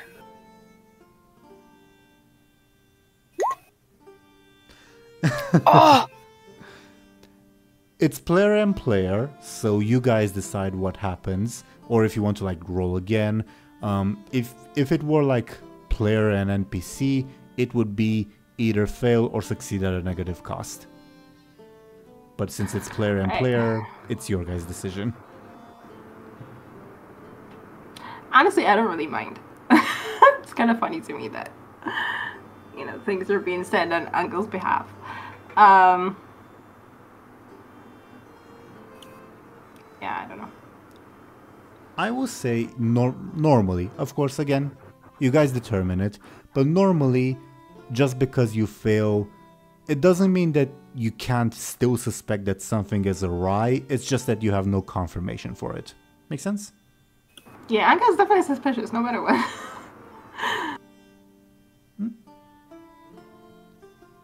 Sounds good. Yeah. Yeah. For the sake of it, I'll roll Miku's careful too. Why not?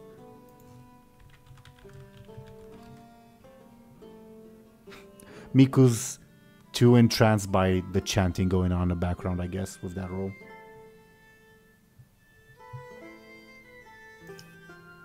Okay. Yeah. What happens? I guess Muninn would write this letter with Illona on their shoulder, and they would it would kind of be hard for them to not how do I put it? It would be hard for them not to hide their sort of giddiness, if you know what I'm saying. Anghel signs, she will know if you say something I didn't. Illona would nod and look to Muninn like, yeah, of course. True, Muninn would say, and they would amend the letter, I think, and they would What does amend mean? amend Modify, like modify, change. modify, yeah. Ah. What do they modify it to? What?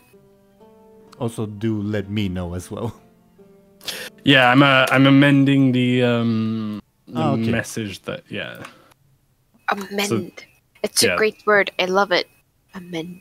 amend. Amend. I've done it for both of you, I think. Hang on. You have for By me. both. Okay, I haven't done it for Ashen yet. 1 second. Not me. I don't know if this is really sort of sufficient, if you know what I'm saying. That's the only thing. I think Muninn would do that though, like regardless if it's sufficient or not. Yeah. I think that's quite romantic.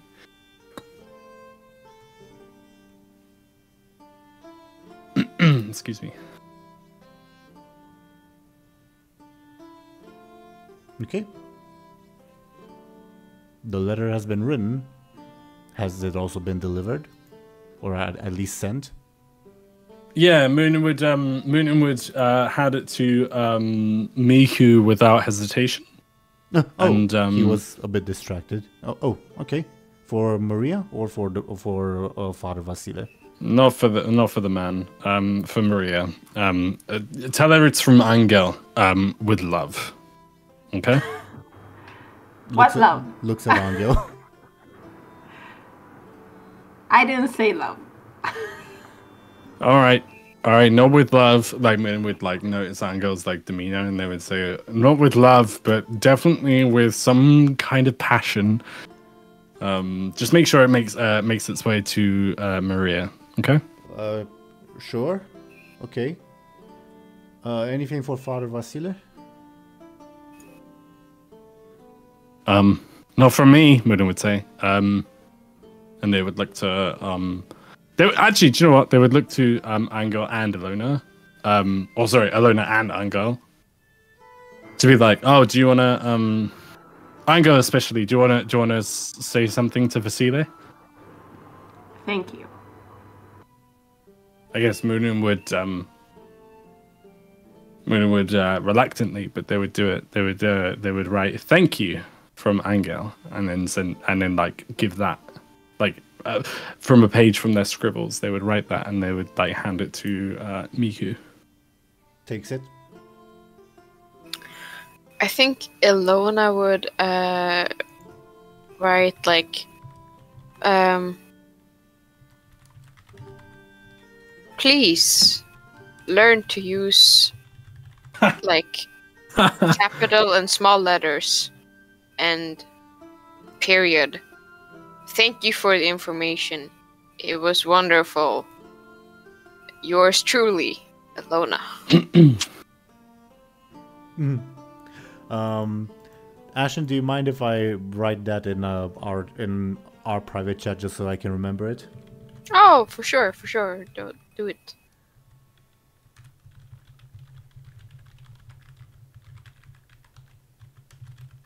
What else was there other than the sentence I wrote? Thank you for the information. Yours truly, Illona. All right, just for my own record keeping. Okay. Do you also give that to Miku? Yeah. Okay. Takes it. All right. Well, I don't know if we'll meet again. That's so funny. What's up? Just like it looks so like passive aggressive when it's written. I feel like I said it more kindly than it looks. What is happening? I really want to know what you've written, or like how it's written, at least. I mean, No, it's like the way you would write it, but it looks so much more passive aggressive. What you said? Oh my god. I pasted it in the Roll20 chat. Okay, thank you. Is it just like the way I read it in my mind, or is it like that's I get that's what like you're meaning. That would ruin my day if I read that. You ruined your day. Yeah, that's funny. Mhm. I mean, telling an old man, please learn how to write isn't, you know. Yeah, I mean, I feel like you've set yourself up for that one. That's like basically you suck. Indifference. I hate you. Yeah. You suck and you're tacky and I hate you. That's what you. That's what you. Tacky. Yeah, that's what you said, basically. Basically, yeah. Mhm. I do agree on that one. Miku takes the letter too, the other letter too, and he says, "All right. Again, I don't know if we'll meet again. We can obviously hire other couriers to send letters back, but I will. I suppose to see you again, safe and sound. But I wish you best of luck, nevertheless." Hey Miku, it was good to see you. I hope I'm happy to hear you're doing well, and I hope you continue to do so. I appreciate the sentiment, genuinely, and I wish for the best for all of you, too. Illona would give like a heartfelt smile, like, He smiles back, but he's still a little bit apprehensive, but he does smile back. aww. Oh, Reunion story that's developing. cute. Who That's knows? cute. I did not interpret it that way, but sure. Okay. We can if you want to, but I didn't interpret it that way. I'm not casually heartbroken. It's okay. Sure. All right. I'll be off then, he says, and he reins his horse to head in the opposite direction as he leaves, and says, "Best of luck to all of you." And obviously, last chance if you want to stop him for anything. I think genuinely, like Muninn would probably not. Although above board, I'm thinking about it, especially now that you've said it. You know. Sorry, Show&Tell, if I was interrupting you. No, I just said bye.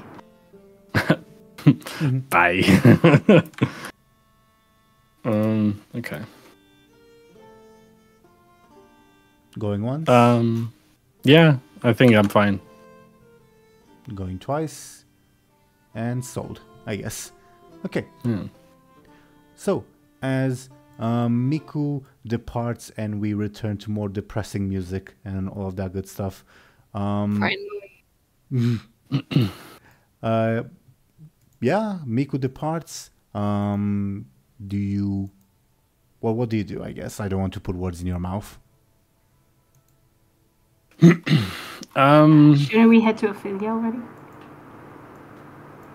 What do we have to Yes. do? Yes, definitely. I mean, that's what I would vote for anyway. I mean, I don't know about you guys. I'm for it. Let's do it. Let's do it. Let's do it. Let's do it. Alrighty. You guys head to Ophelia. You find her as before. Well, not as before, but you find her basically pacing impatiently in front of a carriage. I said as before because I was thinking of Illona's off-screen visit, if that makes sense. And she sees you guys approach and says, "Well, will they do it?" Muninn would look to everyone else, or rather specifically to Anghel. Yeah, Angelstein's, they will try. Muninn would clear their throat, and they would say they will do as they can, Lady Ophelia. That's not the answer she was hoping to hear, but she looks uncertain. Says, "Not much more to it, is there?" Well, I will assure you, Lady Ophelia, it's the Rimlen are willing. It's there's only one sort of clause in their there's only one clause in their contract, as it were. They are willing to help us in our endeavor. It's only if they're hesitant to apprehend a courier if they are sort of accompanied by a band of Riders. Riders, yes. Aren't they soldiers themselves? Well, aren't there hundreds of them? Whatever. Fine. I guess 1 in 4, 3 in 4 chance is better than our previous odds. But if the prince falls, it'll be all our heads, not just mine. I agree. Lady Ophelia, and I will. While the Rimlen, while the Rimlen are willing to help us in our endeavor, I will do what I can to ensure that they do so. At least, I will do what I can to ensure that the rider is not accompanied. And if they are accompanied, I will attempt to ensure to know beforehand. How? If you head to Palace's place, that's another half a day in the opposite direction, and we'd be wasting more time.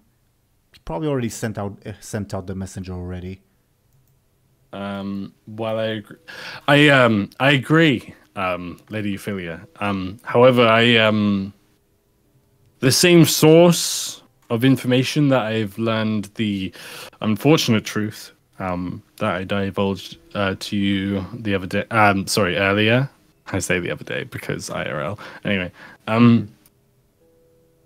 the same unfortunate source of truth may or may not be able to inform me of who is accompanying the courier. So, if I can assure if I can assure that the courier is either on their own or without many what's another word for backup? Escort. Escort, yeah. Oh fuck! It's another word that Ashen can reinterpret. Good. Sorry. If the courier is without escort, then I will hopefully know beforehand. She sighs and says, "And how is that? How do you intend to do on doing that?" Well, let me rephrase that because you partly said it. So she'll be more specific with her question. And who is the source that will tell you?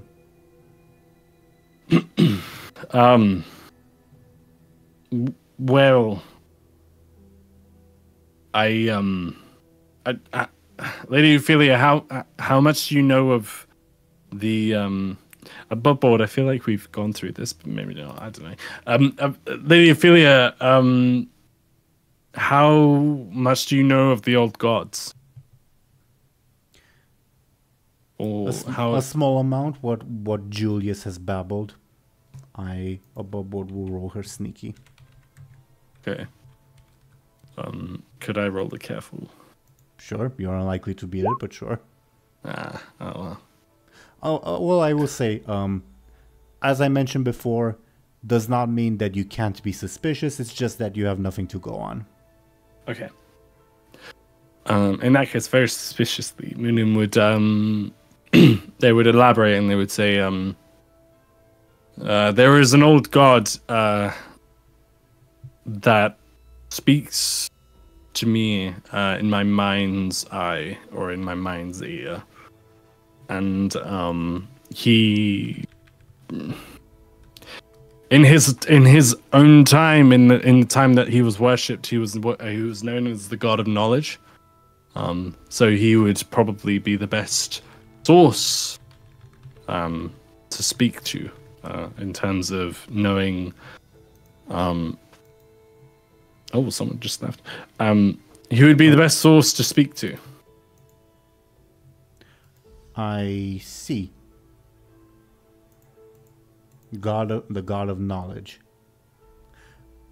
What's your relation to this god, if I may ask?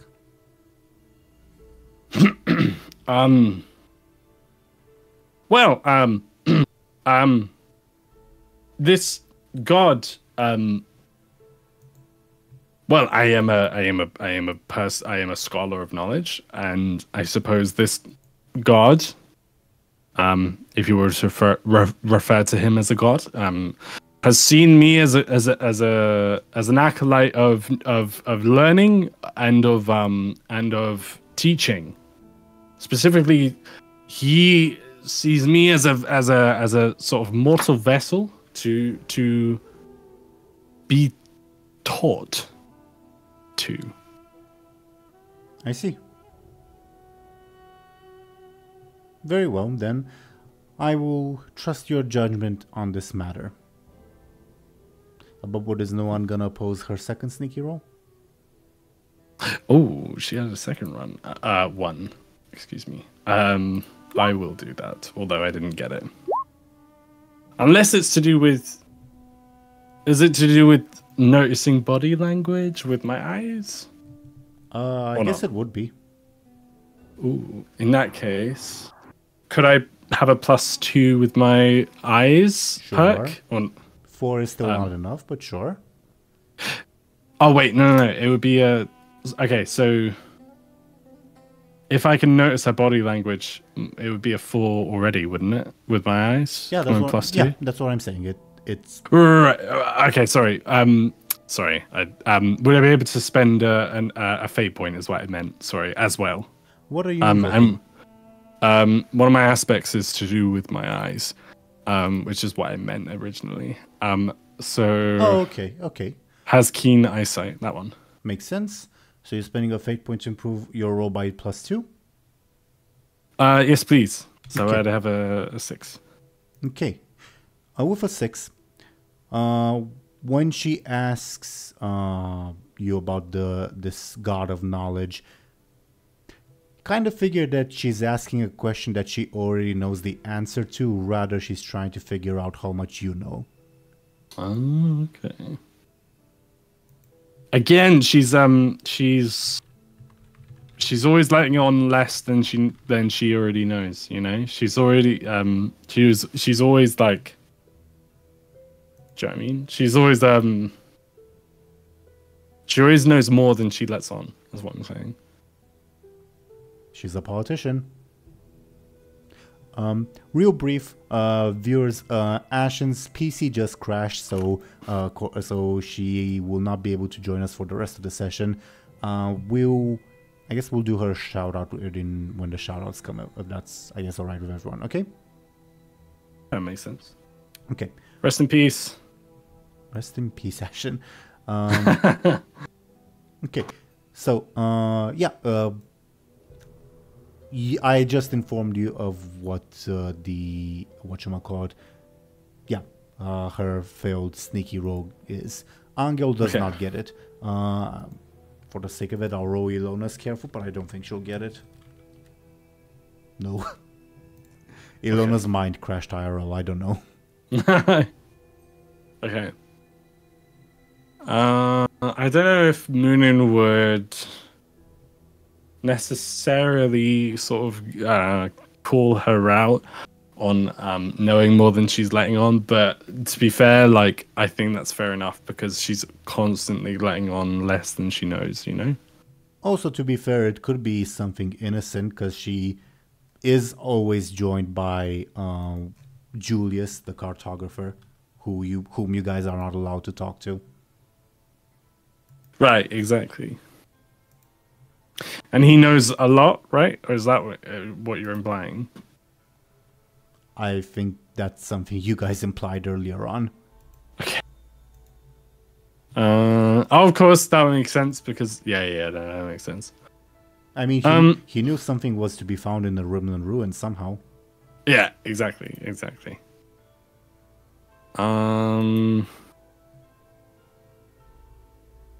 while I write these notes. In that case, Muninn would probably give a nod to Ophelia and say Lady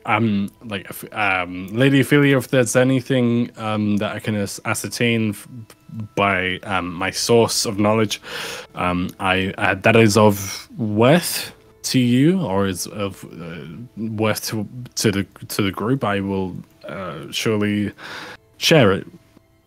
I appreciate that.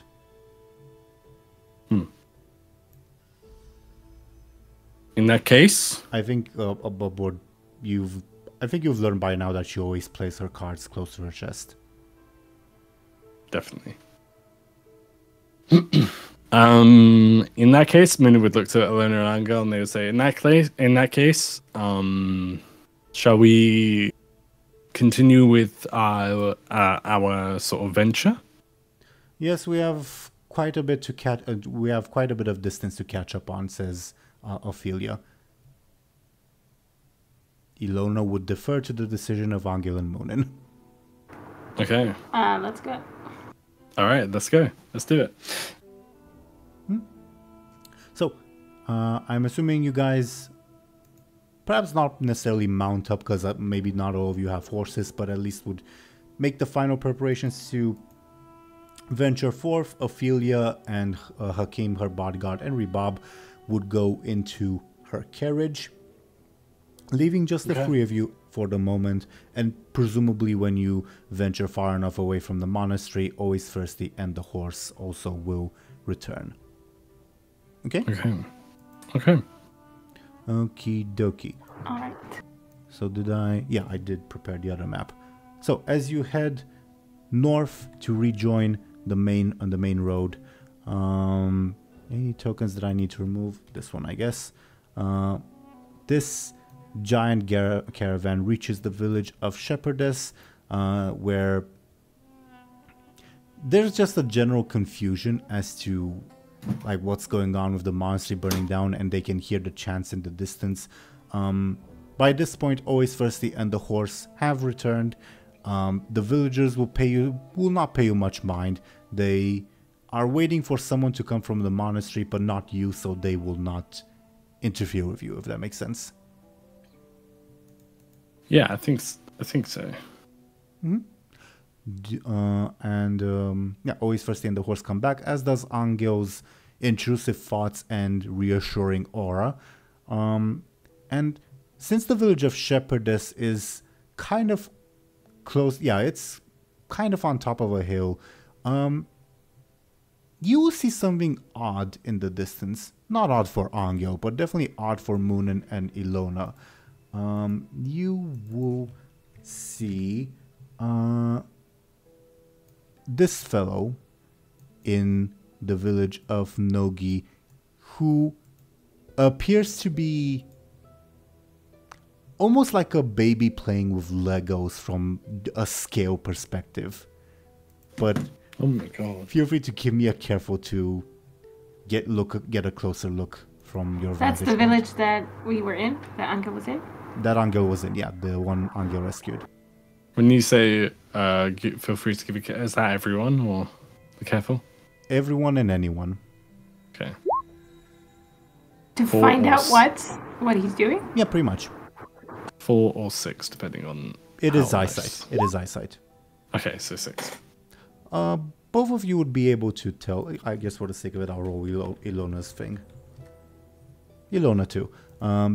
Both of you would be able to tell that he seems, oddly enough for an ogre, as you recognize him to be, he seems to be rebuilding the village rather than tearing it down. Muninn, with your 6, you see that he's crying. Aww.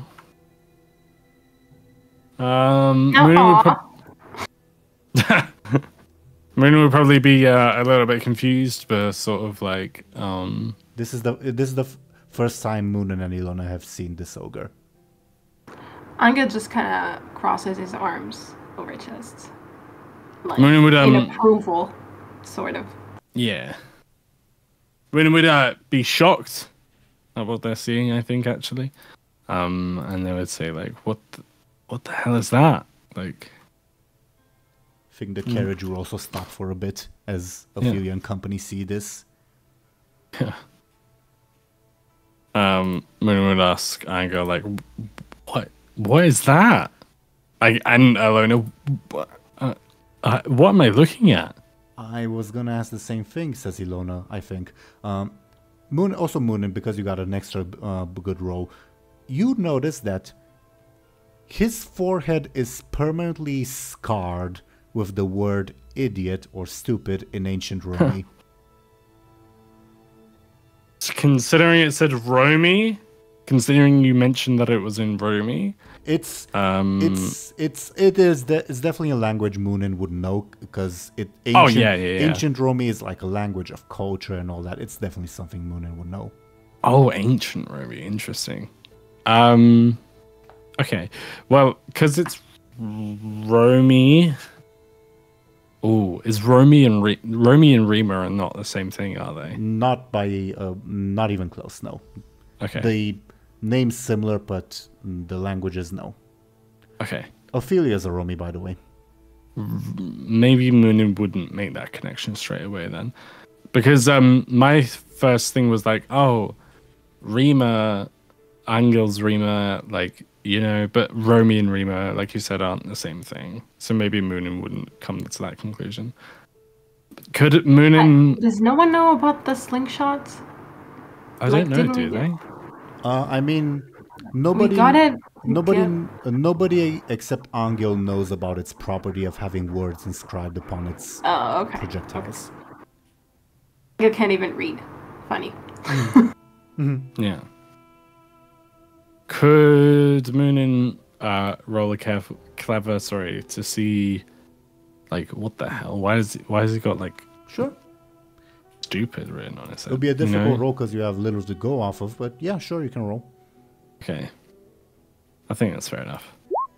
1, so that's fair enough. If anything, I'm glad. That's a critical fail from you. This is just bizarre. Okay, that's fair enough. I mean, that's all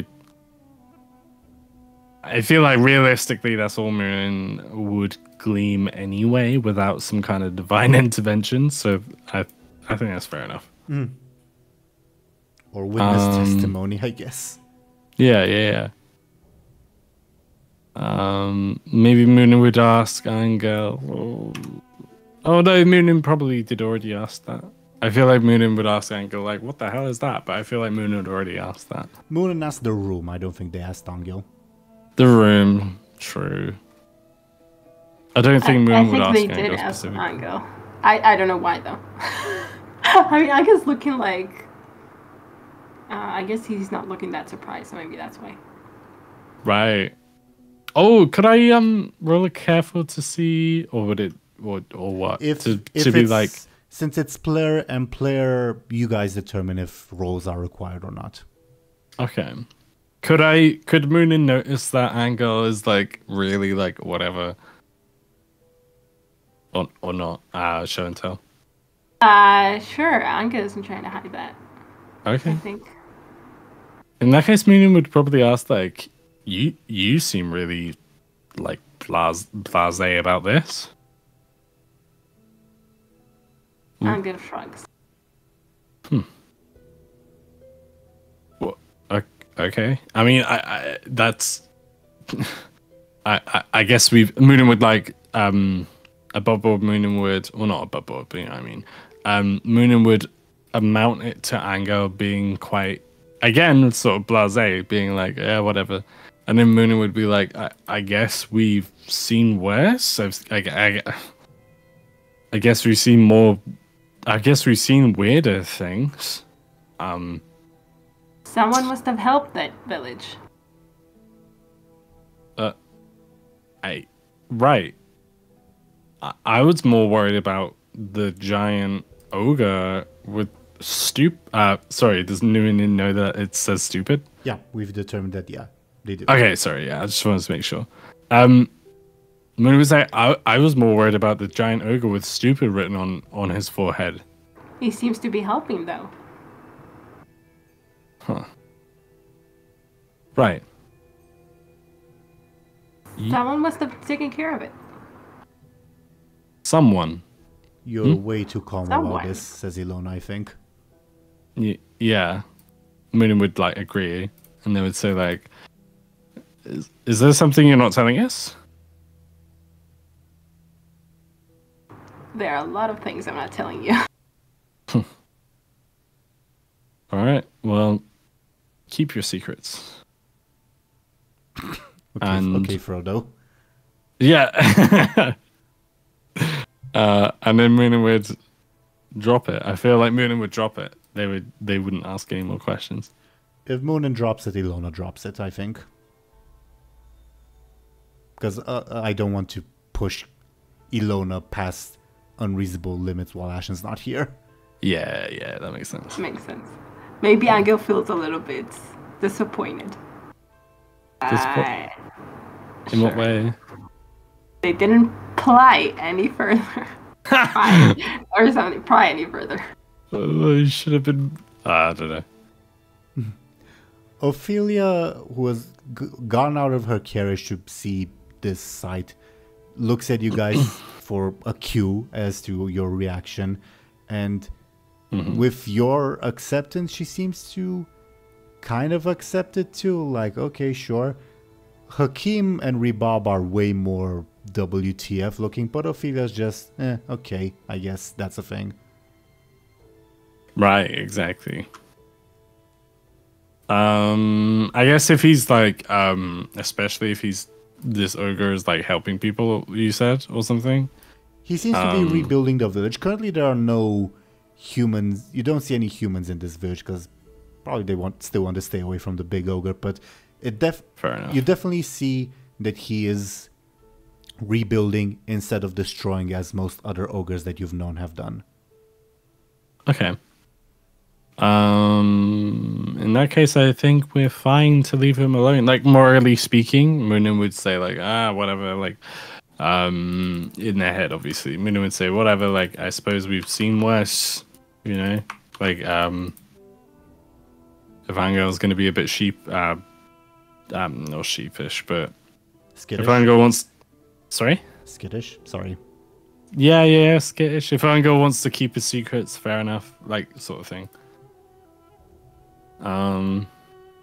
Yeah. And then Muninn would, like I said, Someone strong was it? Sorry? I'm kidding. Never mind. Yeah. I think always firstly would detect Angel's sort of disappointment and would like give him a thumbs up, like, yeah, I know what you did, but not say anything. Try to keep it subtle. Right. Above board, we all know that Angel's a hero. Sure. But if he wants to be, I don't know what the word is, but if he wants to be a bit Frodo on us, I'll have to like, maybe Muninn would like make a note of it in their brain and just be like, Angel was weird that one time. I might have to pry him. I might have to pry him later on, you know. Might have to kill him. Might have to kill him. Might have to throw a spear in his eye. Good luck. Yeah. Above board, if you guys continue on your way, Ophelia and company will continue on their way too. Okay. I mean, Muninn would. I mean, I don't know Let's about continue. you. Angel maybe lingers a little, just kind of to look a little bit longer, but then he does continue. I think if you like linger to a bit longer, you will also notice that the ogre is crying. Oh, Angel didn't notice before? Only Muninn noticed. Oh, really? Oh, okay. Okay, Angel doesn't feel anything about that. Heartless. Well, it is, to be fair, like, it strikes... The image that the ogre strikes is like if a disciplined child, so to say. That makes sense. So... Good. I mean... Yeah, he was doing bad stuff. Okay, you guys continue on your way then. nothing will happen on the road for a little bit, at least not on this map. So do let me know if you guys want to talk about anything, or if you guys want to do anything, or shall we continue forth? I guess as you like climb down the hill and like walk on sort of this road, you'll get a better look at the ogre. But other than that, not much else. Yeah. I think we can continue. All right. Yeah. Then continue we shall, as I put forward the next map, which will probably be close to the sort of cliffhanger ending for this episode. Not that there's anything bad necessarily going on, but let's see. Where is... Ah, God damn it. It's not sorting the way I wanted to sort Roll20. Oh, no. It just means it will take me a couple more seconds to put the map on screen. My apologies. Okay, no problem. I guess in the meantime, Show&Tell, what do you think so far? What do you think's going on in general? About what? In general? About anything. How did you feel about Muninn saying, "Oh, Anghel, you're a handsome man"? Like, How do I feel? yeah. How do you feel? Like Maria, excuse me, Muninn saying, "Oh, Maria would be a lucky lady if Anghel pursued her." Like, how do you feel about that? How do I feel? I don't know. I don't mind. Sure. Okay, fair enough. How do you think Anghel feels? I'm probably a little, flattered. Okay. Maybe confused too. I don't know. Yeah, because I feel like that was because it was. I mean, I guess we could talk about it later, but like, it was like quite. I mean, I feel like that was Muninn's attempt at being, how do I put it? Like, genuine, encouraging. All this stuff. Yeah, I felt that. I don't know if felt bad? I felt that. Oh, that. Sorry. Okay. I don't know though if Anghel, I think Anghel felt that too. I don't know if he's willing to, kind of embrace that all the way. But that's fair enough. That's fair enough. I mean, I feel like it was.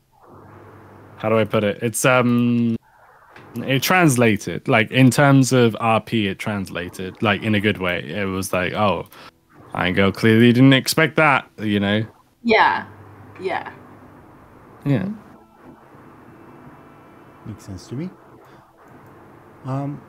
As you guys continue forth and reach this little map, first things first, I guess, can I get a careful just to see like your general area awareness?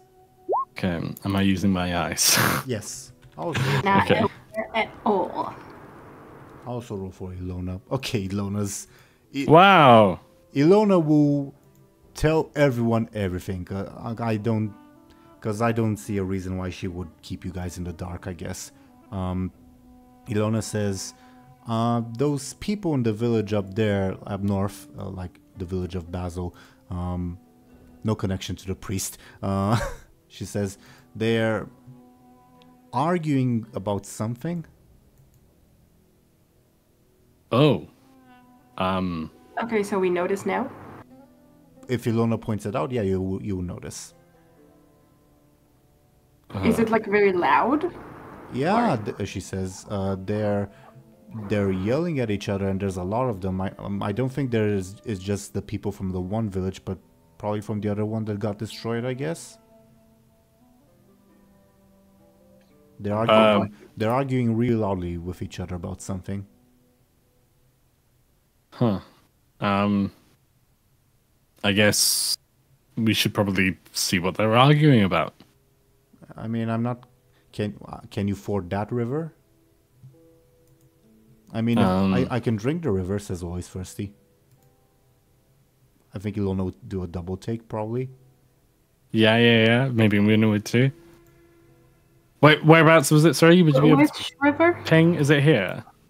Yeah, you Basil. guys are where Munin's token is.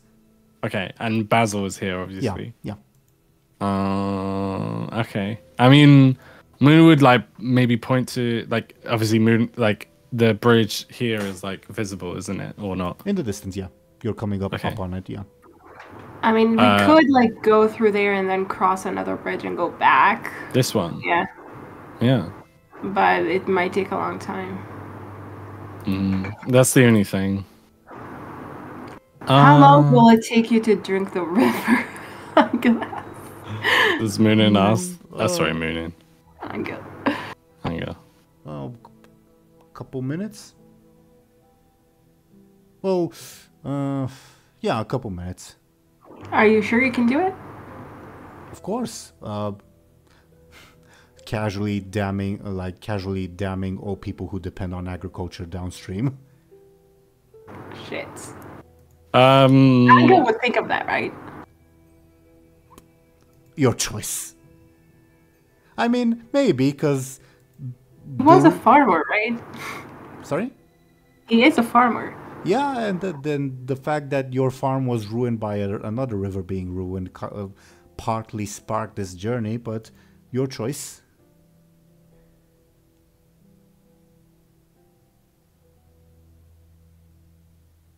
Always first he seems ignorant to the danger. He just thinks, oh, I get to drink lots of water, let's go. Right. I was just thinking about, the fact that that's what he's supposed to do to help Prince Charming, but yeah, not about the damage that it would do. Anghel, let's think about the damage. So, I guess he will tell him not to do it. All right. He obeys unquestioningly. Yeah. Could Muninn point to this bridge and then that bridge and be like, I think that's probably the best way to go about getting to that place. I almost said the place above board, the name of the place. Yeah, and above board will probably be like an hour, maybe two's journey in addition. Oh, really? That much? You say that much, but it's actually kind of not that much. Oh, okay. In that case, Muninn would probably, and then the journey would be good thinking time for Muninn, so they would definitely be fine with that, I think. But Ophelia wouldn't mind that. Would she notice? Would she, like, would we be able Ophelia's in her carriage. She to catch up with her? Yes. You don't know.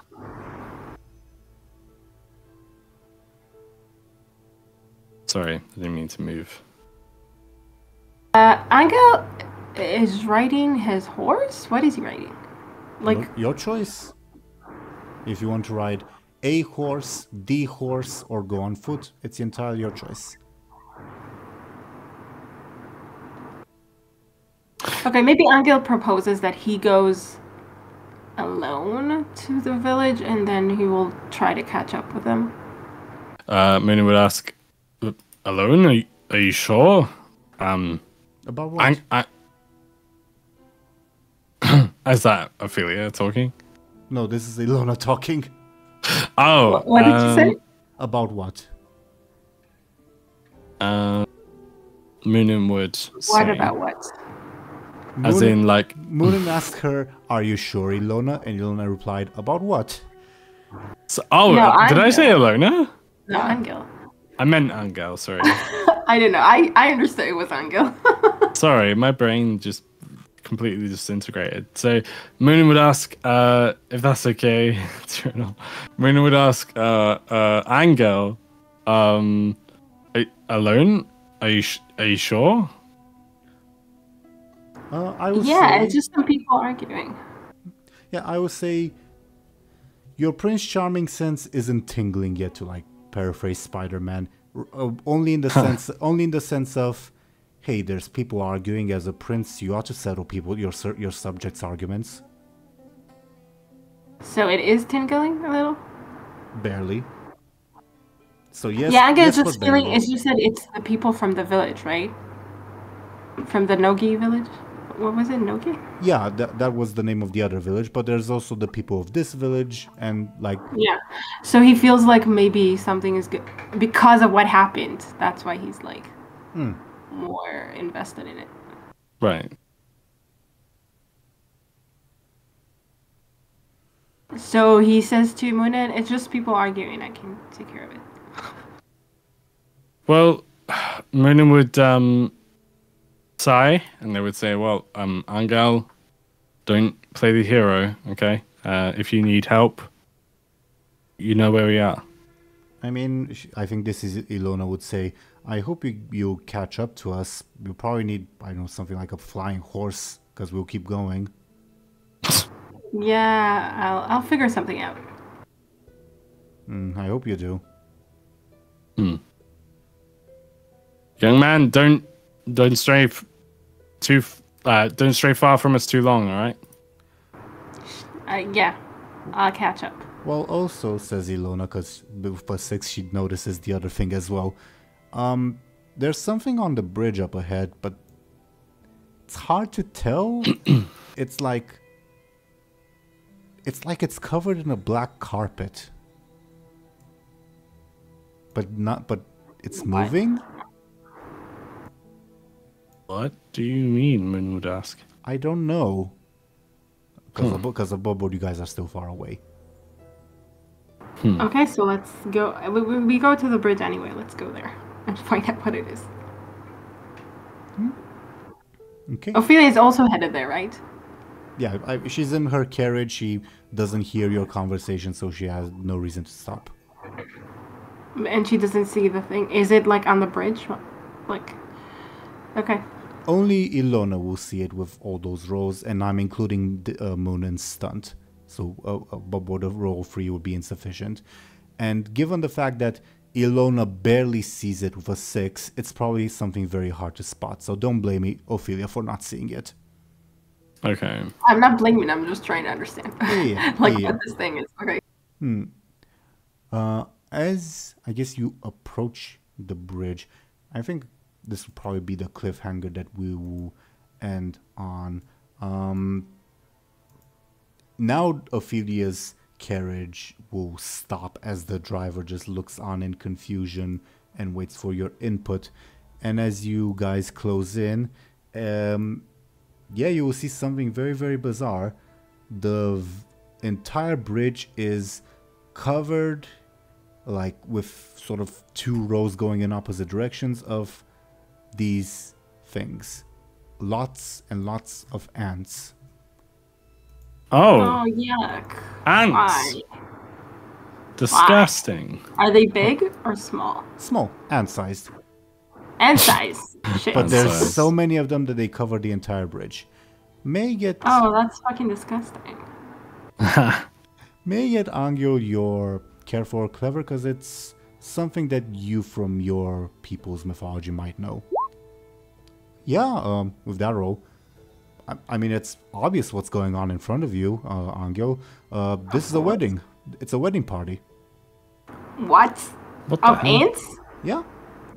And it's, you definitely recall, this is part of the tale of Prince Charming. Did he officiate over a wedding of ants? No. Okay.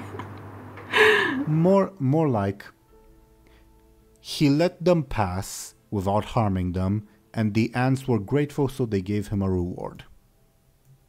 Nice. So we just need to wait for them to pass, according to the story at least. Good luck convincing Ophelia to do that. Oh shit. All that being said, is this a good spot to end today's session? Yeah, why not? Okay. There always BRB, so I'm assuming their votes yes too, sure. Okay. Thoughts on today's session? Sorry for putting you sort of on the spot, Show&Tell, while we wait for Dely. No problem. I really enjoyed it. It was fun to... The letters were fun. It was fun to go back to that for sure. And trying to think like through Anghel how he reacts to that sort of thing. I agree. And all the shenanigans of Muninn writing a letter in Anghel's name. But also it was interesting to hear, what the priest had to say.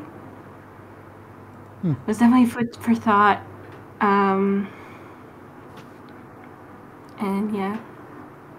And I'm trying, I don't know if it's noticeable, but I'm trying to play a little with like Anghel becoming a little affected by Prince Charming to some degree. Like more and more, I guess. Mm-hmm. All right. With like the whole, yeah. But I'm trying to play it subtle for now. I think you're doing a great job. I did notice a bit of a difference, but again, on the subtle side. As always, I know I repeat it every freaking session, but Prince Charming's opinions are Prince Charming's, not necessarily Anghel's. Mm-hmm. Yeah. Welcome back, Dely. We Thank you. Just capped off the session.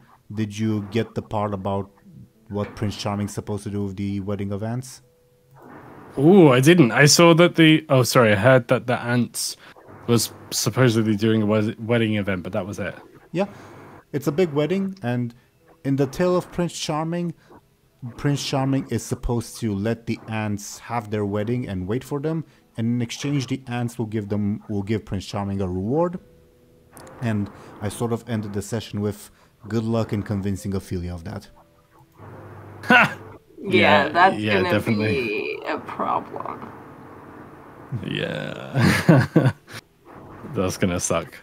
But Always it's those gonna they be can interesting. like drink water and then put it back, right? The same way other people put back water after they drink it. Damn it. Let's just say he spends a lot of time at the bathroom, I guess. Peeing, having a river of pee, I don't think will really work. No. I guess. The Tale of Prince Charming says usually brushes off the collateral damage that the companions do. Of course it does. I didn't expect any different. And they do a lot of collateral damage, like always hungry, he ends up eating entire villages because he's so hungry, so, Yeah. Yeah. Then that's the people Prince Charming associates with, I guess. Anyway. Dely, what are your thoughts on the session? Show&Tell went off a little bit on her thoughts while you were away. Oh, okay. Yeah, it was a good session, to be honest. I quite liked so the RP side of reading the letters and everything like that. I thought that was quite cool. And in general, I feel like the RP of this session was quite nice. And I love it, but Muninn hates it, how predictable everyone is, in the eyes of Vasile. I love how, let me see. Muninn was called an ostrich in the letter. Unwise as an ostrich, to be specific. Unwise an ostrich. Yeah, specifically, yeah. And I don't know. In general, do you know what? In general, the letters were really. They had a lot of character to them. And it was a lot of fun to read them, basically. I'm chuckling because of the formatting of the priest's letters. Yeah. And how it reflects in modern day English, I guess. Yeah. Do you know what? It was fun to read them. It was difficult to read them, but I think that's the point, isn't it? It's it wasn't a drawback, in terms of whenever I was or rather Muninn was reading to Anghel, and they were stuttering because me IRL was stuttering because I didn't know how to read it properly. I feel like that was, I don't know, like I said, I feel like I had a lot of character. It was quite a charming aspect of this session, I think. I will say where Muninn's from, rather, punctuation and paragraphing has been a thing for much longer than in this place. So for you, it's extra unusual. Yeah, I can imagine. But for this place, it's a bit on the new side. Not super new, but not, yeah.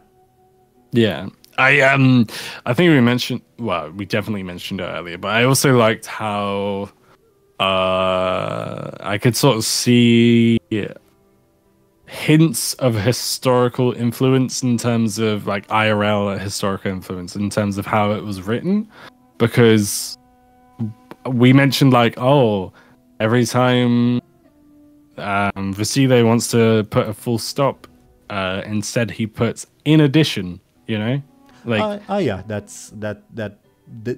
does reflect a IRL historical practice, but I would say I'm not sure about like say documents in English. I can only speak from documents in the areas that I've studied. Yeah, that makes sense. But it was cool. It was really cool to read, you know? And I mean, I liked it a lot. I feel like the letters were the highlight of the session, if you know what I mean. I'm curious, Show&Tell, because you're the only one who didn't read the letters. You had your letter read too.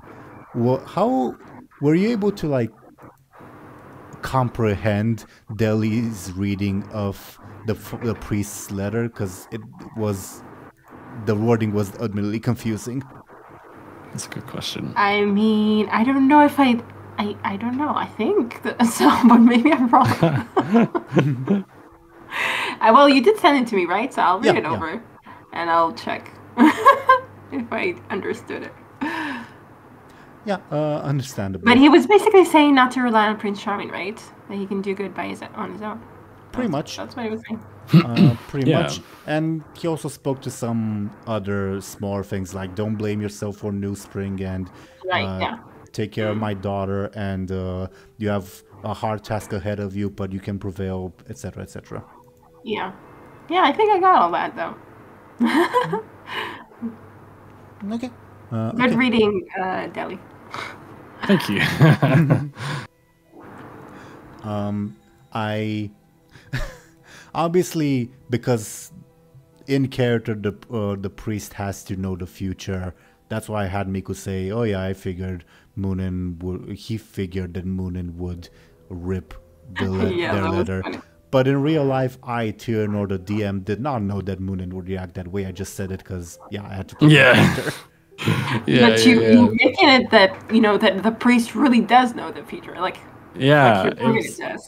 it was convincing enough. Like I vaguely assumed that you just said that just because, but it seemed in context of the situation, it seemed like you were like, oh yeah, I knew that was gonna happen.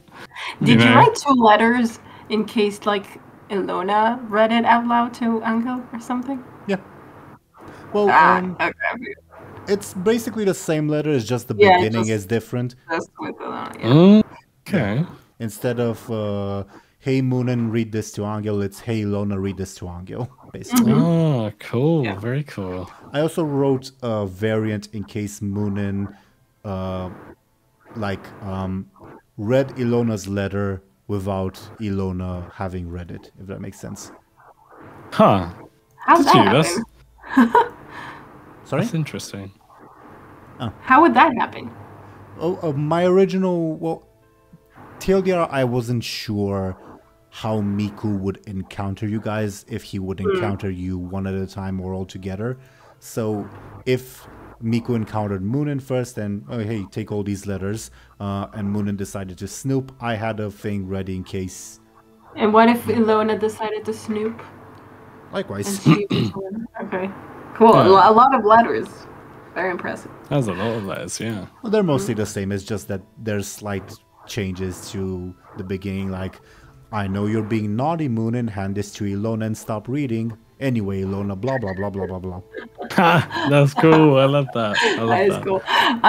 Yeah, good job. Because I feel like, what if you mixed up, like, a letter or something? Like, oh, shit, wait, that wasn't the right letter. That's true. I did admittedly almost copy-paste Anghel's letter to Ashen, for instance, but that was a copy paste issue, not a yeah. Yeah. But yeah, if you want to write back, you'll probably have to, well, not necessarily write back, but like write to them because you've already written back. You'll probably have to like hire your own couriers from this point. Oh, so is Miku not? Sorry, I don't know if I misinterpreted what you just said. Is Miku not gonna come see us again ever again? Said Never say never. Never Yeah. say never. But he said that the priest told me that I need to get back as soon as possible because if I don't hurry, the road will become dangerous and all that. Oh, I see it. Okay, that makes sense. You made it sound like he won't see us, or, or yeah. something, or at least not soon, or something like that. Right. Though you may be you may see someone else soon. I guess soon enough. I guess. Ooh, Ooh. interesting to know. I What was the name of the dude with the orb? Zarhos, but like Nicephorus. He's I in. don't remember any names. It's very bad. He's in our bad books. Oh, definitely. And his son, Basil, wasn't it? Basil, yeah. Basil. Basil Zahos. Well, one of his sons. He said he has like 13. Yeah, he has. Yeah. I'm trying. Like, I'm just not realizing like how many people I don't know the name of in preparation for the weekly test. I know what you're saying. I know what you're saying. Yeah. As someone who struggles with names, I know exactly what you're saying. I mean, I also have a hard time with names. It's different for me because I make up the names, so obviously I. Yeah, like some names do stick, but not a lot of them. And they're, to be fair, they're really like they're foreign names, so. Yeah, it's fair. It's fair. It's entirely fair. I think I mentioned to you guys that I personally have trouble remembering names in general, and like even people I know's names sometimes. So it's no issue on my behalf. I guess it will just impact the little guessing game that we have. Yeah, it's just sad. Yeah. But oh well.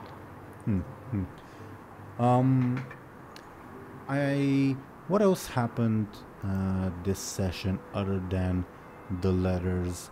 It was, I guess, Ophelia hinting that she knows more than she lets on, but that's pretty much every session. Yeah.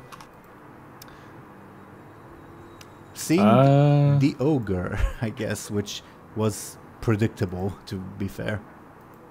Yeah, how do I put it? Predictable in what way? That we would see him? Yeah, because Rome wasn't built in a day and all that. Yeah. It's a shame that because we didn't sort of ascertain. Oh, Anghel knows who this is because he fucked their shit up. You know, like it's I mean, it's totally fine. He was making it hard on purpose. Like he wasn't saying, but at the same time, he kind of liked the attention, I guess. A little. Yeah, exactly. It's a shame that we didn't. It's a shame that we didn't come to that conclusion of like, oh, Anghel knows what this is, or who this is. It's fine though. I've been in that situation before of like, I hope somebody notices that I did this thing. I'm not gonna say it out loud. And, oh, you're not gonna notice? That's what I was aiming. Yeah. Kind of like no, playing coy and being stupid. Yeah. Yes, I don't know. like Yeah. But yeah, he's definitely a chastised child, pretty much. And obviously the ogres are big, destructive creatures, but they have the emotional intelligence of children. Yeah. Right. It comes through. And I mean, that's partly why Eurymedon treats them as such, other than the fact that they're his children. Yeah. Last thing, I guess, was the wedding of Ants and the argument up in Basel. That. I don't know if there's much to say about that, because, I haven't revealed much about them. So you guys let me know if there's any thoughts. The thought right now is to somehow stop Ophelia. I don't know how. To like just stand in front of her carriage and be like, stop. I don't know. Yeah. We'll deal with that when we deal with that. Yeah, exactly. Yeah.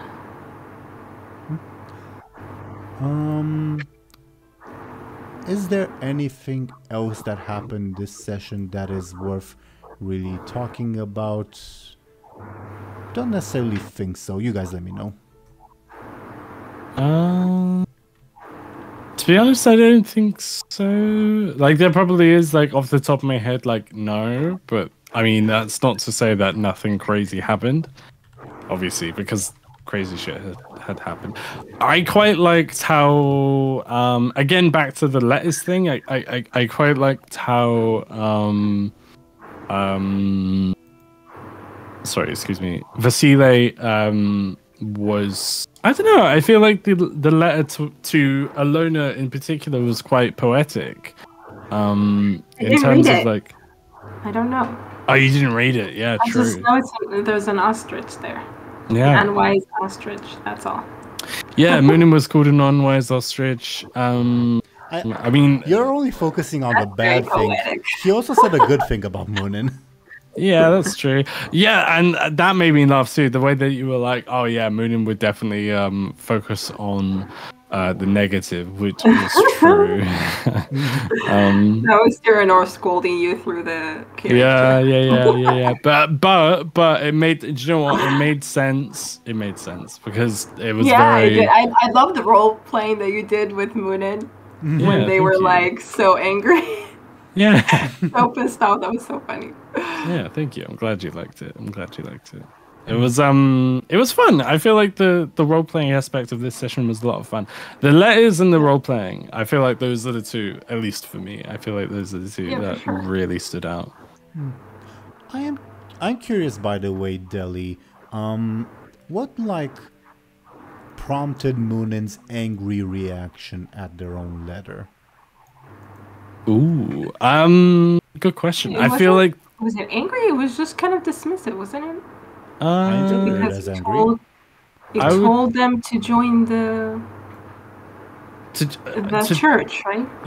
Yes, yeah. So I feel like, personally, the reason it was an angry... and I think I mentioned this, like, earlier on.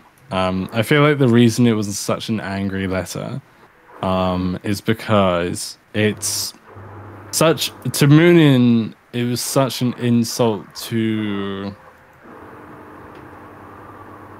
how do I put it? So Muninn mentions the idea of like flipping a coin and not being happy with the results, so you overrule the coin, right? I feel like that's why Muninn was so... Muninn ripping up the letter was an overruling of like the coin, like, so to speak. Like they didn't like that it was kind of chosen for them? Yeah. They felt like so in the letter the Basile was like no, sorry, Vasile, not Basile. Vasile was like, oh, you would do well as a monk, you would do well under the guidance of the three, like all of this stuff.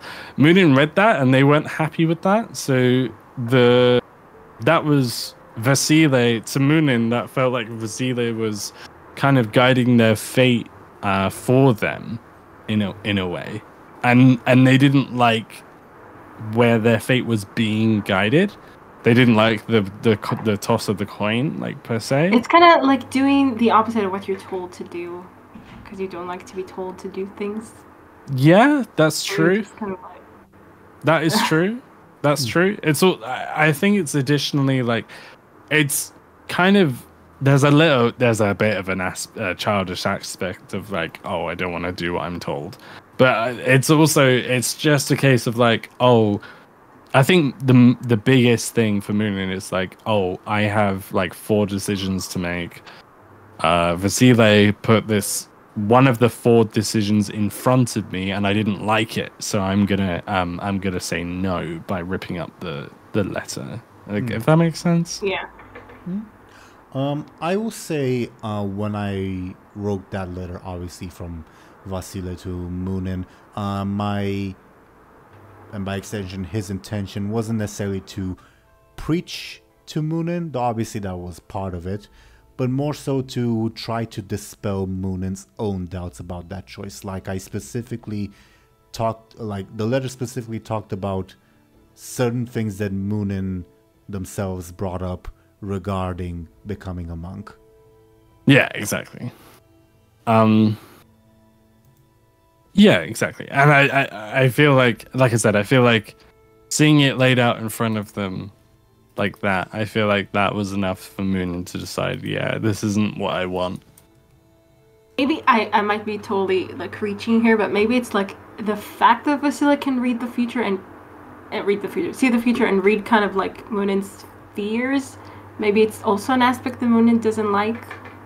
True. Because it kind of like tells them that they're predictable in some way or something, or someone knows. Yeah. I think that's a fantastic way of looking at it, to be honest. I mean, it's also very intrusive. Yeah, exactly. I think that's a fantastic way of looking at it. Both of those.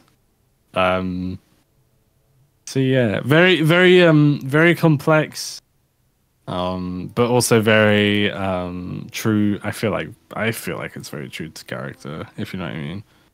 Oh, for sure. I really like it. It really works together. Yeah.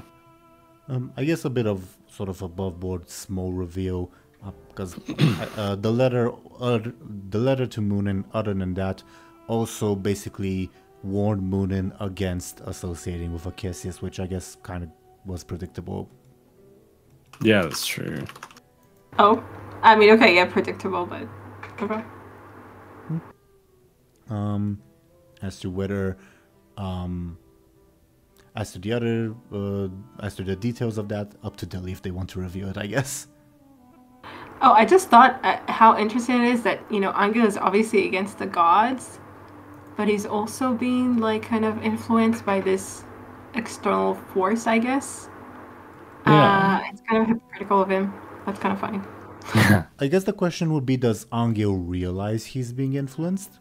Exactly. I don't know, I think maybe he's, like, in at a spot where he's telling himself, oh, no, it's my thought. It's not really, like, I'm not really doing what Prince Charming tells you to do. Like, that I would have done that anyway, kind of thing. Yeah. Self-fulfilling prophecy kind of situation. Yeah, I definitely like that direction in Angel's character, and I think you play it well, Show&Tell. Okay, is there anything else we ought to discuss before going into our shoutouts? I guess I'd have a couple questions for Ashen about her letter and all that, but we'll leave that for next time, I suppose. I could try to answer for her. Okay. I mean, you don't have the contents of her letter in front of you. I know. I can answer for her anyway, but... What? Next time, TM. Show&Tell, what does Ashen think about Illona's letter calling Muninn an unwise ostrich? I think she loves that. She's going to repeat it as many times as she possibly can. Yeah, I feel like just as Muninn single out the idea of being unwise, Illona would single out the idea of being an ostrich. I can see it. Yeah, that works. Yeah. I can see it. Okay. Okay, I don't think I have much more to add. Shall we go into our shoutouts, everyone? Absolutely. Yeah. I mean, yeah. Okay. First things first, dear viewers, Ashen joined us today, but her PC unexpectedly crashed, so that's why she had to leave. She is a lovely artist. She has an Instagram where she draws a bunch of stuff and does arts and crafts, and last I checked, accepts commissions. Probably still the case, but she would know better than I. Either way, check out her Instagram. She does stuff, and she's great at it. And next, since we're going straight alphabetical with the shoutouts, that would mean that I would ask Deli to please talk about themselves and what they are doing. Deli, could you please go ahead? Absolutely. Hello, everyone. I'm Deli. Outside of these sessions, I am a goblin. I'm an indie VTuber on Twitch.tv. I'm a goblin VTuber. When I find time to stream, which is never, I stream variety. Recently, I've been interested in the Fallout series for obvious reasons, because of the TV show, but also because I've always been like a fan of the Fallout series. So I'm like getting back into it, if you know what I mean. So if you want to either talk with me while I play Fallout on stream, or if you want to talk to me either about Fallout or in general on my Discord, you can find both links as well as other links on the magic link on screen, my card, basically. So yeah, I'd love to meet you all. Quick question, the only one, because I don't want to drag this out too much, but the people want to know, who's your favorite companion? Oh, in Fallout, I have always been a basic bitch. I love Piper, but I haven't played Fallout 4 in a while, so... I mostly meant New Vegas, but sure, Fallout 4 works too. Oh, I didn't know that you can get companions in Fallout New Vegas. Is that something that we can talk about, maybe? Yeah! I've never had a companion in New Vegas. Well, I need to educate you later, okay? Okay. Okay, thank you, Deli. Check out Deli, all that stuff. Thank you. Next, of course, we would then have Show&Tell. Show&Tell, could you please go ahead and talk about yourself and what you are doing? Sure. Hey, so I'm Show&Tell, and I am doing reactions to shows, to anime, mostly to One Piece right now because it's a fucking big show. Yeah. I mean, I do reactions to other things. On YouTube, it's mostly One Piece. It is a fucking big show, to be fair. I don't... Maybe... Well, I don't know any other anime that's bigger, I guess. Yeah, it certainly holds the title, I think, of the longest. And it's still ongoing, so I don't think anything will... I don't know. Well, Show&Tell, when are you going to get to that one episode that everyone's hyped about? The what? The one episode that everyone's hyped about. Is this a serious question? I have no idea what to talk about. Of course it's not. I don't watch One Piece, so I have no idea. It's just like... Okay, I was like, what? The One Piece is real. Yeah. Yeah. Okay. Thank you very, very much, Show&Tell. Check her out. Links on screen and in the description. Yeah. And I, dear viewers, was your Dungeon Master and Game Master Teeironor. And I do this series. It's a ton of fun. I also do another series set in the Warcraft universe with a different group of lovely people. That one airs on Saturdays. And it's also very, very fun. They are all in prison. Well, 3 of them are at the moment. So, yeah, consequences of their actions. You know, that's my favorite word to happen for these campaigns, I guess. Anyway, other than that, thank you as usual, dear viewers, for watching and listening to us. We probably will be back next week, but I'll let you all know if something happens scheduling-wise on my Twitter and Blue Sky. And yeah, we'll see you when we'll see you. Goodbye, everyone. Goodbye. Goodbye.